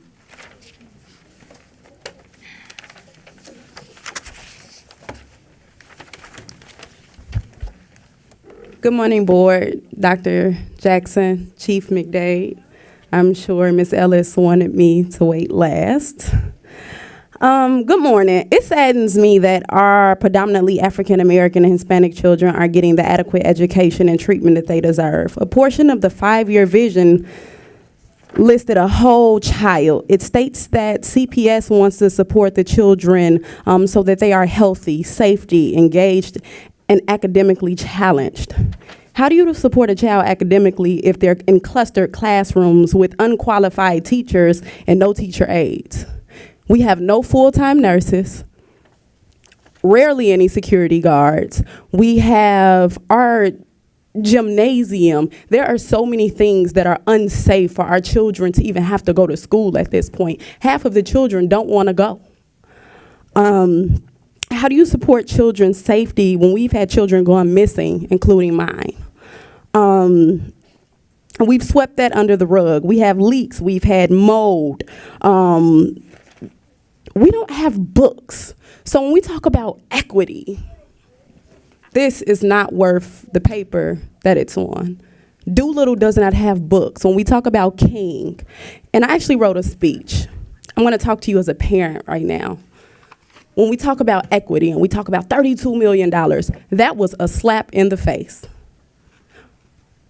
Our schools on the South Side, none of them were listed. King, Simeon, Doolittle, Woodson, none of those schools were listed on this $32 million plan, and you say that you did an evaluation to see the schools that were in need. How? We have 3 14-year-old kids sitting in the 8th grade right now. The only reason that they're going to high school is because they legally cannot be retained.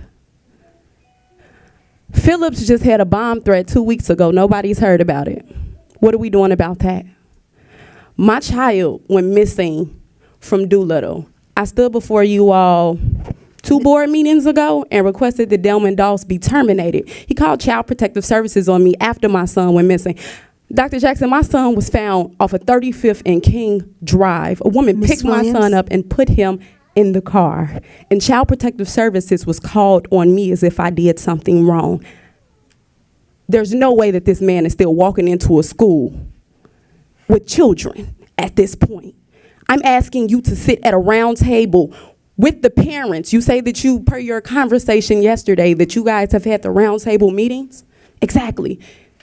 Name one Doolittle parent, a Woodson parent, a King parent, a Simeon parent, a Southside parent, any of them that set up those tables with you.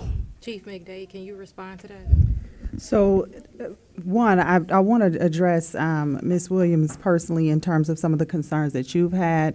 We've had 20 staff members total have met with you over the course of the last year. Absolutely. 14 meetings to date have been held. Absolutely. I personally met with you and sent a formal letter addressing many of your concerns. With many infractions on it. I'm speaking, you Go spoke, ahead. and we let you speak. I also sent you an email about the last 3, probably not the last, but the 3 concerns you sent yesterday. So we've engaged you. We've had conversations with you. Jadine is here. She's met with you. Katie's met with you. As I said, 20 members of our staff, 2 board members, 7 central office, 6 network, and 4 school-based staff. We've engaged you. So the And we will parent conference continue- that we had outside today, are you saying that none of those exist? The press conference that we had outside, none of those parents are having issues because it was a speaking- lot of parents out today, Ms. Chief Williams, McDade. I'm speaking to you about the concerns that you've brought before us Let regarding me our students. stop this. We've heard you, and you've heard the response, and I hope that these issues are resolved in the future. Thank you very Thank you, much. President Clark. Thank you, Mr. President. The next speaker, please, Jacqueline Brooks. Let me say good afternoon, and I had no idea what my principal signed me up for today. I would have eaten breakfast or drank more coffee. God bless you guys. I am a parent at Belmont Cragen Elementary School, and I'm just here to say thank you on behalf of Belmont Cragen's new building. Is this your first board meeting? Yes, it is, and I won't say if it'll be my last. Hopefully, it won't, but I don't know. But let me say this. I just want to say thank you to you guys.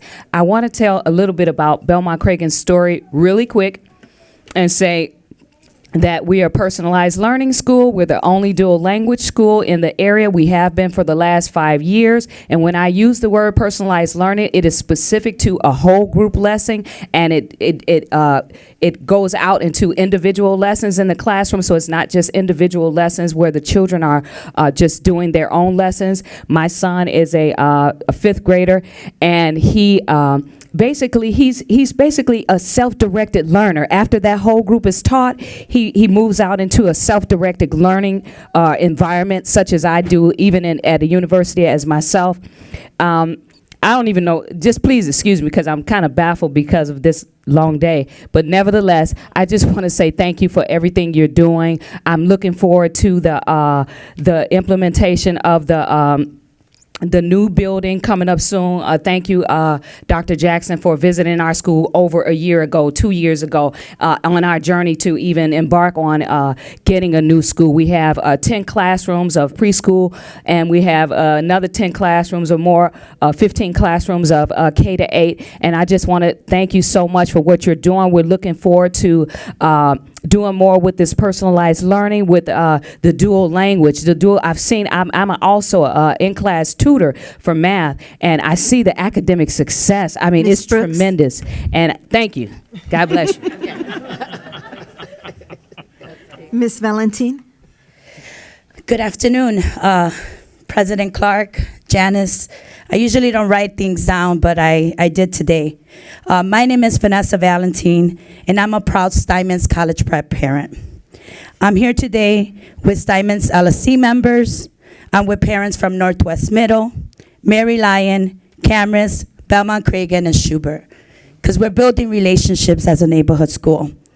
Wow, I can't believe my journey started 4 years ago when my oldest son, diverse learner, was looking for a school. Lots of challenges, hearing lots of bad rumors about our neighborhood school. But we said, you know what? That's where we're gonna go. And I'm proud to stand here today and say, my son will graduate from Steinmetz College Prep this June. So I wanna thank the teachers. I also wanna thank the district. The district for the commitment, the investment, and for putting community voice first. Because when I got to Steinmetz 4 years ago, we were forgotten. And I could relate to some of the parents and people that spoke here today. But what I learned through this journey is that we all play a role in this. Not just the board sitting in front of us, not just the CEO. But the biggest work that we need to do is the parents. Because if we work together in unity with the city, with CPS, we could accomplish anything that we want for our communities. And that's why I stand here proud, saying thank you. Let's continue to work united. And I have a list of people that I have to say thank you to, because it hasn't been easy conversations. They've been accountability conversations. They've been conversations that I thought you would never look at me again. But guess what? You put Belmont Cragen and you put the Steinmetz College Prep first. So I want to thank first you, Dr. Jackson. Thank you. Ms. Valentin. Pedro Soto, Arnett Rivera, Jim Dispenza, Laro Roman, Doug Henning, Pam Price, Juan Maldonado, and Alexandra Lopez, Willie Oka, and Jadine Chow. Let's continue to work together, and our work is not done yet. It's just getting started. Thank you. Thank you, Ms. Valentin. And the next speaker for the group, Alfreda Johnson Brown from Cuffy.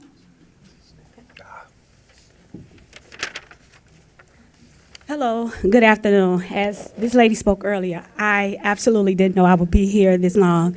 However, I learned a lot today, and I heard a lot from a lot of the schools. But I want to thank the board, Dr. Jackson, Latanya McDade, and everyone who had a hand in allowing and permitting Cuffy, once they submit the application, to become a STEM school. I am very proud to be Auburn Gresham parent representative, PAC and LSC parent, who is there to work with our students, the teachers, the community. We are elated, happy to be sharing in that $32 million to assist with getting our children what they need to move on to the STEM and be able to move into the 21st century. They can filter in to high schools that will also lead them into STEM if they go that route. And if they choose not, they have the foundations and the basis to move forward with that. Again, I want to say from Cuffy, Paul Cuffy, now STEM School, thank you, and we appreciate you.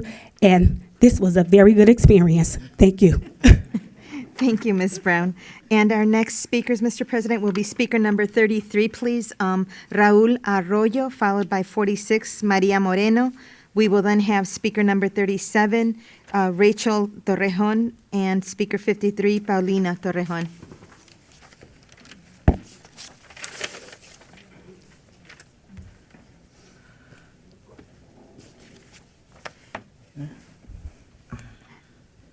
Please proceed. Good afternoon, everyone. My name is Raul Arroyo. I'm here to represent the PAC from John Hancock Prep. The reason we are here today is because we want to thank the CPS for the granted new school building. We also want to remind the CPS that we want a facility to its highest potential. We will not be pleased with a facility to offer half of the high school experience to our teenagers. Lately, we've been attending many meetings, and we have been informed that we will be missing classrooms, we'll have a small auditorium, many parts of the high school that we are lacking already, or space, and as a parent, is very disappointed. I don't want you guys to take it wrong. We really appreciate it, the new school, but if we want to do something, we want to make sure it's doing well. Our children are the future, and they are deserve quality education and in quality classrooms. In a high-quality high school, that same potential those in the north side of Chicago. Hancock College Prep is a selected enrollment school that offers CTE programs in the southwest of Chicago that truly deserve the best of the benefits for the students. Currently, the school, like I said, has been missing many important elements. We are missing sport facilities, classrooms, are suffering of lack of space. As a human body must be given legs, arms, in order to function at the best potential and be full of life. What's the point to have a high school, a brand new high school whole facility with those things? Mr. Arroyo. I just want to say thank you again, but take this in mind, and if we want to do building something new, let's build it right for our children, that they are future of our communities. Thank you, Mr. Arroyo. And the next speaker for Hancock, Maria Moreno, please. Yes, good afternoon. My name is Maria Moreno. I'm a parent of 3 at Hancock College Prep. I'm also the president of the PAC and an LSC member. First of all, yes, thank you for the new approval of the new building. at Hancock College Prep High School. Second, that with the construction of a new building for Hancock College Prep Selective Enrollment High School, we deserve the same high-quality campus that other selective enrollment high schools in the city have, such as Jones College Prep, Whitney Young, and Walter Payton, to name a few.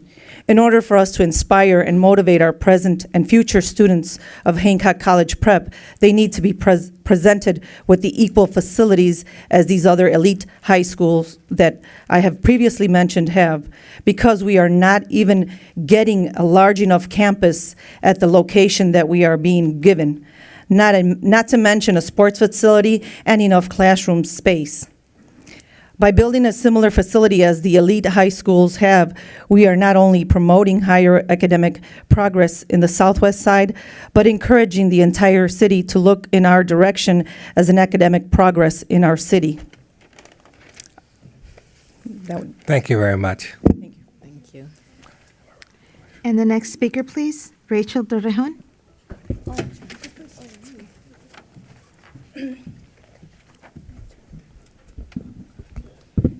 Buenas tardes, mi nombre es Rachel Torrejón. Soy una madre de un estudiante de quinto grado de la Escuela Elemental Grissom.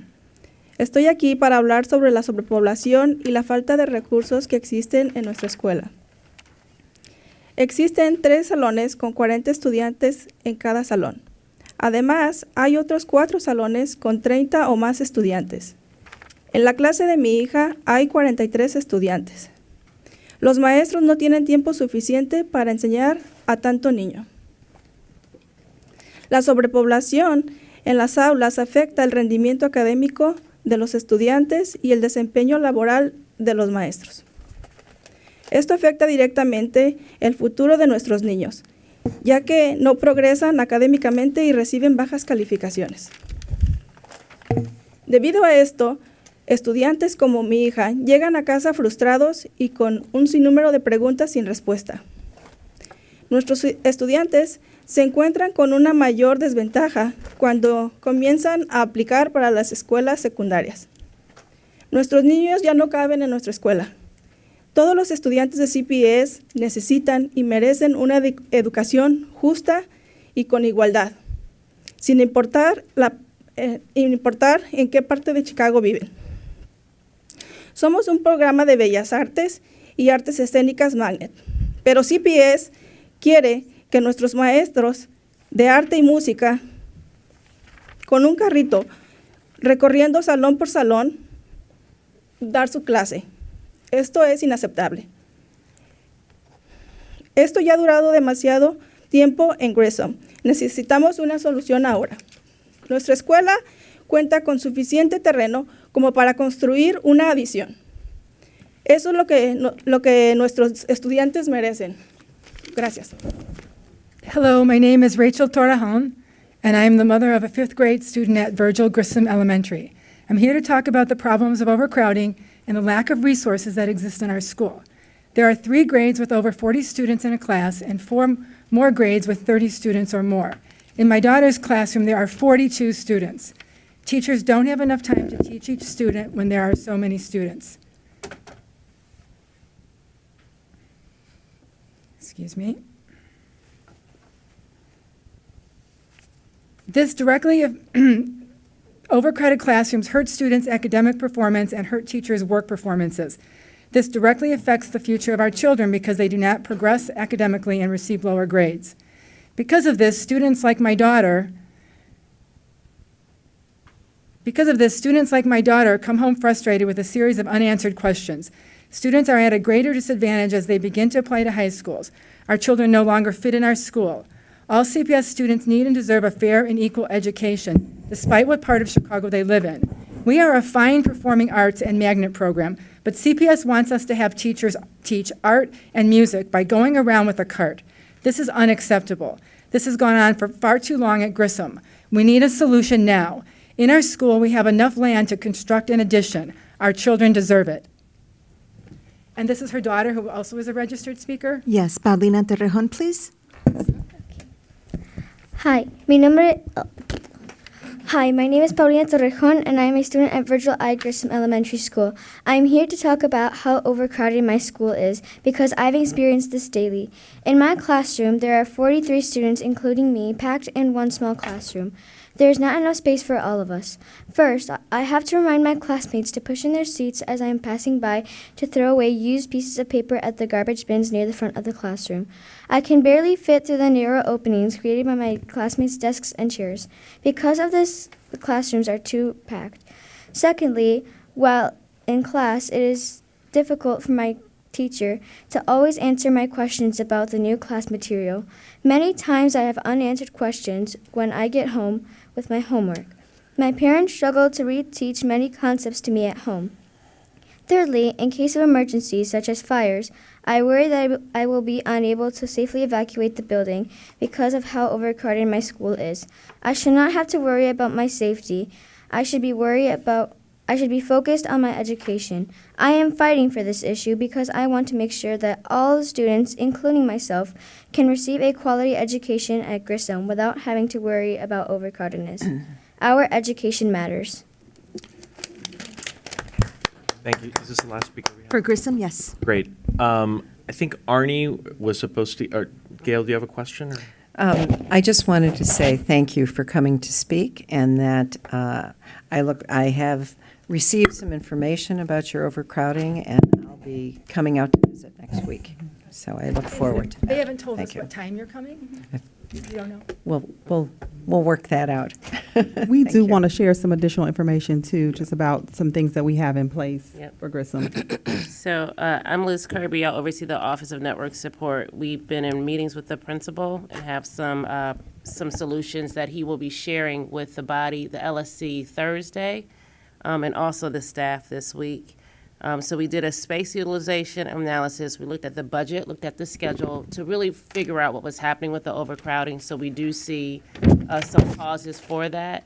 In order to address that, we did give the school some additional funding for positions for teachers to alleviate the crowding. In addition, we'll assist the school in building out some additional classrooms in order to alleviate the space. So the issue isn't just teachers, it's also space in the building as well. Mm-hmm.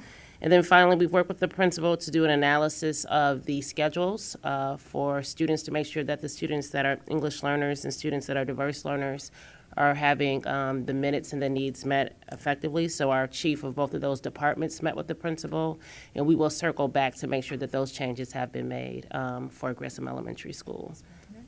Would you respond? Thank you. See, they don't think that's acceptable because what they've heard is that they want the art teacher to give up the art room to put one of those other new positions in. And they're arguing that this is a fine arts school. The art room serves as more than just an art room. There's simply not enough room. And if you'll see when you go out there, if you look at the land that this school sits on, there is a ton of space to build onto the school, and that's what they are asking for. So for this spring, though, in order to, for now, we have to convert that room so that we can alleviate the crowding.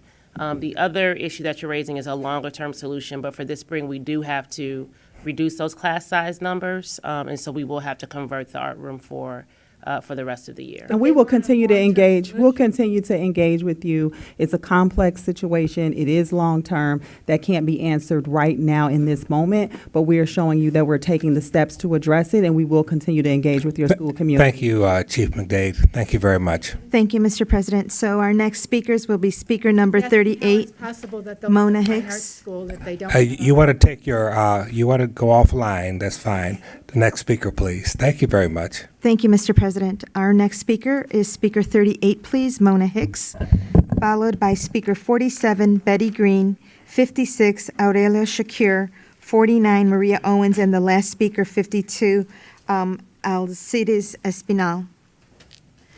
Ms. Hicks?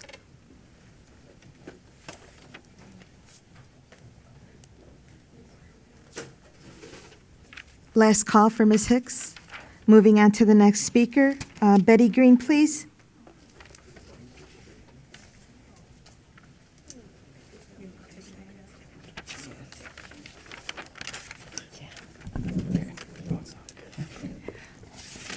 Good afternoon. I bring greetings from the North Lawndale Community Action Council and the NLCCC Education Committee. Our primary purpose for being here is to thank Dr. Jackson for providing a transformational and inspirational leadership to Chicago Public Schools. Dr. Jackson, we know you were a student and you have ascended all the way to the Chief Executive Office. And you do this because you lead this system with knowledge, honor, integrity, and the ability to inspire others to achieve greatness. Thank you. You are a great listener. Thanks for coming to our community and listening to the desires of our families. We want to also thank you for showing such genuine concern and love for the children and families of this great city. The North Lawndale community has completed a quality of life plan. And this quality of life plan, there are 13 components, one of which is education. In our educational plan, the families in North Lawndale indicated a desire to have a child parent engagement center. Thanks to you, Dr. Jackson, Chief Chip, Pamela Price, and Juan Maldonati are now in the process of developing that plan for us. In addition, we have indicated a desire for a STEAM Partnership Academy. Ms. Green, your 2 minutes are up. Okay. I'll finish it for her. All parents in schools and community at large will have an open line of communication and collaboration for this STEAM school. Thanks to our leadership, Pam Price and Juan are in the process of developing it, and the North Lawndale community wants a STEAM partnership community. We have already recruited 10 partnerships that include BMO Harris, Caterpillar, Cabot Microelectronics, Chicago Mercantile Exchange, Exelon, Centerspace, McGowan, People's Gas, the Staines Family Foundation. They have all made pledges to us, and we have also raised over $200,000 to get this project going. I am a product of Chicago Public Schools and the North Lawndale community. And at this time, I would just like to say to the board, a new STEAM school in Lawndale will rejuvenate the neighborhood, replenish the neighborhood, and save the North Lawndale community. Thank you. Thank you very much. Thank you so much. And our next speaker, Maria Owens, speaker 49. Good afternoon. I'm Maria Owens. I am a community rep on the LLC of Hirsch Metropolitan High School, a community volunteer, as well as an advocate for increased funding to provide resources for Hirsch Metro High School and the Grand Crossing community. Our community is deeply saddened to confirm what we have suspected for some time, that the district has a callous disregard for the children of the greater Grand Crossing area. I wish our only concern was a prettier football field. When it came to distributing your capital budget funds of $989 million, not one dime was earmarked for critically needed resources and improvements at Hirsch. We applied for the Performing Arts and Fine and Performing Arts program to be added to our curriculum for the upcoming school year. Our request was struck down. We are repeatedly derided by this board, citing low enrollment numbers. Ironically, the board's inaction and neglect has perpetuated those low enrollment numbers. And I know my words are harsh, but unfortunately I believe they're justified. I know that you know what it takes for Hirsch to improve. Last month I stated that you have the power to either effect real and positive change or devastating destruction with the stroke of a pen. Unfortunately, you chose devastating destruction.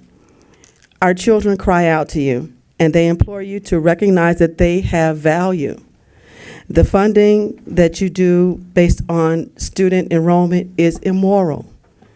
The basic Hirsch needs must be met by looking at the needs of the community and not by a maniacal look at numbers.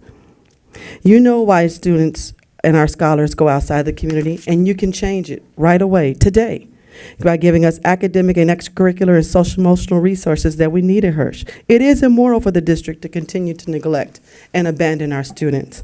And they may not be affluent, but they deserve your respect. All I ask is that you give them what they need, because you have the power to do it, you have the resources to do it. You've just chosen not to, and you can change that today. And I Ms. ask Owens? that you do. Thank you. Thank you so much. And our last speaker, please, speaker number 52, Elicides Espinal. Thank you for letting me speak. This is about abuse of an individual education plan, an IEP. My son attended the Chicago Public Schools. He knew me as his father, and we had a close bond for the first 6 years of his life. In November of 2003, Dr. Jeremy Feiwel, principal of Cardenas Elementary in CPS, wrote about my son and used his name in a national newsletter. Dr. Feiwel called him his stepchild. He was. Dr. Feiwel wrote about my son's special needs and discussed how he was involved in the development of my son's IEP.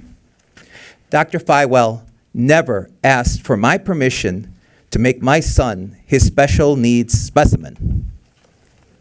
In 2006, after I had filed for visitation, Dr. Feiwel's biological uncle, the man who led the fight against civil rights in Chicago, his cousin, his then wife, also a teacher in CPS, claimed in sworn statements filed in court, which you have, that my son and I could not see each other because of his IEP, that my son had been declared a danger to himself and others. He was, of course, still attending school in CPS. Yes, an 11-year-old student of the Chicago Public Schools had been declared a danger to himself and others. In November 2018, the CPS Law Department stated that there was no evidence to establish that students were endangered or possibly harmed. You have that also. So this means it was a lie. A fraud on the court occurred. Criminal official misconduct. Illinois State Board of Education ethics violations. CPS policy Mr. manual Espinal? violations. This means an IEP was used to basically kidnap my son. What legal action are you asking this board to take? I am asking this board to hold the employees there accountable for this. I'm asking them to be forced to correct the court record. Sir, this is a felony. This is a crime. I wanted to know. Joe? Yes, this is a matter that is pending in our investigations unit. I admit I don't have a lot of information about it at this point. Let me take a closer look at it, and I'll be in touch with the speaker. I hope so. I look forward to that because I've been waiting since November. Thank you very much, sir. Thank you. Joe. Okay. Thank you, Mr. President. This concludes public participation. Board members, are there any questions or comments regarding any of the presentations during public participation? Go ahead, go. I just want to say in the 4 years that I've been here on the board, I don't think I've ever heard from so many principals and school leaders previously. And it was a personal joy to hear their acknowledgement, Dr. Jackson, of the vision and the repetition of some of the things that were in there, like the emphasis on safety that was promoted, and the ideas of equity and ARA. So that's what I'm leaving with today. Thank you. The other thing I'd mention is that I don't know that there was this much community engagement in previous iterations of CPS's vision document, and I know that that's been purposeful. It's a result of a lot of hard work to engage parents and students and folks across the district, community members. So I just want to commend you and your team for doing that, because I think that's what's going to strengthen this vision and make it something that is not just something that we all uphold here, but something that the whole city does as well. So I just want to commend you for that. And Mr. President, I'm sorry if I may interrupt. Before you proceed with the motion to go into closed session, Aisha, our honorary student board member, would like to address the board. Go ahead. So once again, thank you for this opportunity. I am always happy and thankful to CPS for their contributions and their interest in students. I would like to thank you, Dr. Janice, for providing schools with a great program to help students achieve excellent education. My school is one of them, and then I'm really proud of that. I would also like to thank you, the whole board, for taking their time and listening to the concerns of the parents that's impacting their schools, the students' education. And then whenever an issue is presented at the board, you're already aware of it. You already have the data to support the issue. So it's really nice to see that the issues that are presented at this board are taken seriously. They are not ignored. And I would also like to give a shout out to Chief Latanya McDade for coming out to Young Women Leadership Cafe. It was really nice to have her, and she was really nice. So, and then it went well. And then thank you so much once again. Thank you. I think those comments are greatly appreciated. And with that, Board Member Ward, do you have a motion? I do. I move for the passage of motion number 19-0327-M01 and the commencement of a closed session to consider matters permitted under Section 21 of the Open Meetings Act, subsections 1, 2, 5, 6, 8, 10, 11, and 21, as specified in the motion. I second the motion. Thank you. I'll proceed with a roll call. Member Garza? Yes. Vice President Guzman? Yes. Member Ward? Yes. Member Goolsby? Yes. And President Clark? Yes. 5 ayes, 0 nays. We will now go into closed session. Thank you. The meeting of the Board of Education is reconvened. Madam Secretary, please proceed. Oh, talking to myself? Okay. Madam Secretary, please proceed. Thank you, Mr. President. I will start with closed session items from the General Counsel, and I will begin with continued counsel retentions. These items do require a vote. The first report is authorized continued retention of the law firm Riley Safer Homes and Cancilla LLP. The second report is authorized continued retention of the law office of Linda K. Hogan. The third report is authorized continued retention of the law firm Sanchez, Daniels, and Hoffman LLP. And the fourth report is authorized continued retention of the law firm Zuber, Lawler, and Del Duca LLP. Mr. President, these items do require a vote. Is there a motion? So moved. Is there a second? I second the motion. Thank you. I'll proceed with a roll call. Member Garza? Yes. Vice President Guzman? Yes. Member Ward? Yes. Member Goolsby? Yes. And President Clark? Yes. 5 ayes, 0 nays. I will continue with settlements, and these items do require a vote. First report, workers' compensation payment for lump sum settlement for James F. Raditz, case number 14WC038265. Second report is a workers' compensation payment for lump sum settlement for Marilyn Page, case number 11WC004762. The third report, workers' compensation payment for lump sum settlement for Dave Hawthorne, case number 12WC18783. And the fourth report, workers' compensation payment for lump sum settlement for Anthony Angelili, case number 15WC39135. The fifth report is approved payment of proposed settlement regarding ZJ. And the sixth report, approved payment of proposed settlement regarding Estrada versus Board of Education, case number 18-CV-04016. Mr. President, these items do require a vote. If there are no objections from my fellow board members, please apply the last favorable roll call vote. Thank you, Mr. President. I will continue with law personnel matters, and these items do require a vote. The first report is appoint Senior Assistant General Counsel, Department of Law, for Michelle Oruzugru. The second report is appoint Assistant General Counsel, Department of Law, Catherine E. Coles Johnson. The third report is appoint Senior Assistant General Counsel, Department of Law, Julie J. Lagrier. And the fourth report, appoint Deputy General Counsel, Department of Law, for Lisa Butler. Mr. President, these items do require a vote. If there are no objections from my fellow board members, please apply the last favorable roll call vote. Thank you, and I'll continue with one item from the Chief Executive Officer and proceed with the collective bargaining agreement. This item does require a vote. It is to ratify the tentative collective bargaining agreement between the Board of Education of the City of Chicago and Unite Here Local Number 1. Mr. President, this item does require a vote. If there are no objections from my fellow board members, please apply the last favorable roll call vote. Thank you, and I'll continue with additional CEO executive session items. We have a talent recommendation to approve appointment of Title IX officer effective March 25th, 2019, and ratify all lawful actions taken as the Title IX officer since March 25th, 2019 for Cammie Pratt. Continue with the principal contract renewal ALSC.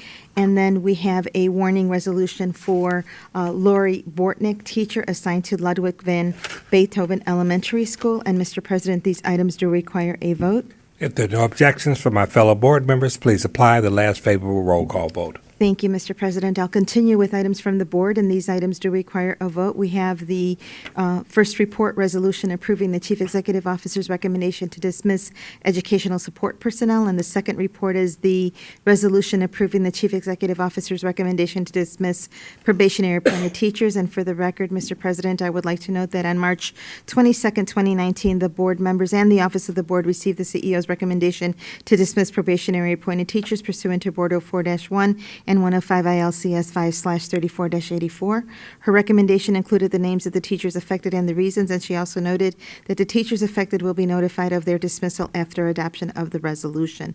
And, Mr. President, these items do require a vote. If there are no objections from my fellow board members, please apply the last favorable roll call vote. Thank you, Mr. President, and I believe Vice President Guzman has a motion, please. I move that the board adopt the minutes of the closed session meeting of February 27th, 2019 pursuant to Section 2.06 of the Open Meetings Act. Board members reviewed these minutes and determined that the need for confidentiality exists.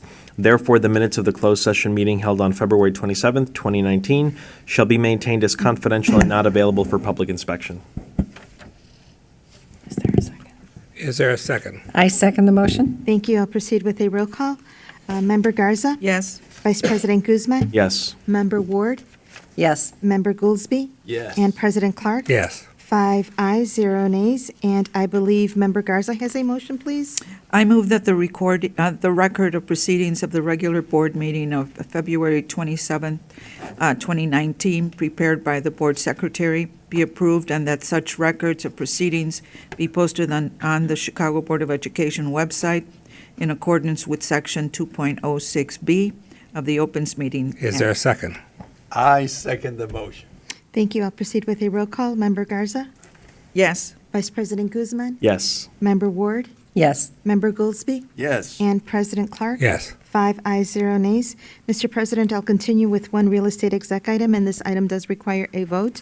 Approve entering into an intergovernmental agreement with the Chicago Housing Authority for the exchange of land, a temporary construction license agreement for facilities, and license for replacement of parking for Aldridge School. Mr. President, this item does require a vote. If there are no objections from my fellow board members, please apply the last favorable roll call vote. Thank you, Mr. President. I will continue with items on the public agenda and only read the board report numbers since the titles and board reports appeared on the public agenda.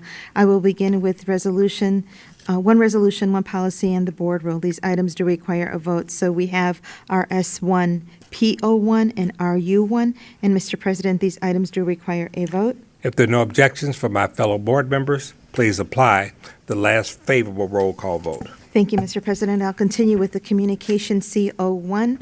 This is to advise that the regular meeting of the Board of Education scheduled for Wednesday, April 24th, 2019 will be held at the CPS Loop Office, 42 West Madison Street. The board meeting will begin at 10:30 a.m. Public participation guidelines are available on www.cpsboe.org or by calling the board office at 773-553-1600. For the April 24, 2019 board meeting, advance registration to speak and Observe will be available beginning Monday, April 22nd at 10:30 a.m. and will close on Tuesday, April 23rd at 5 p.m. or until all slots are filled.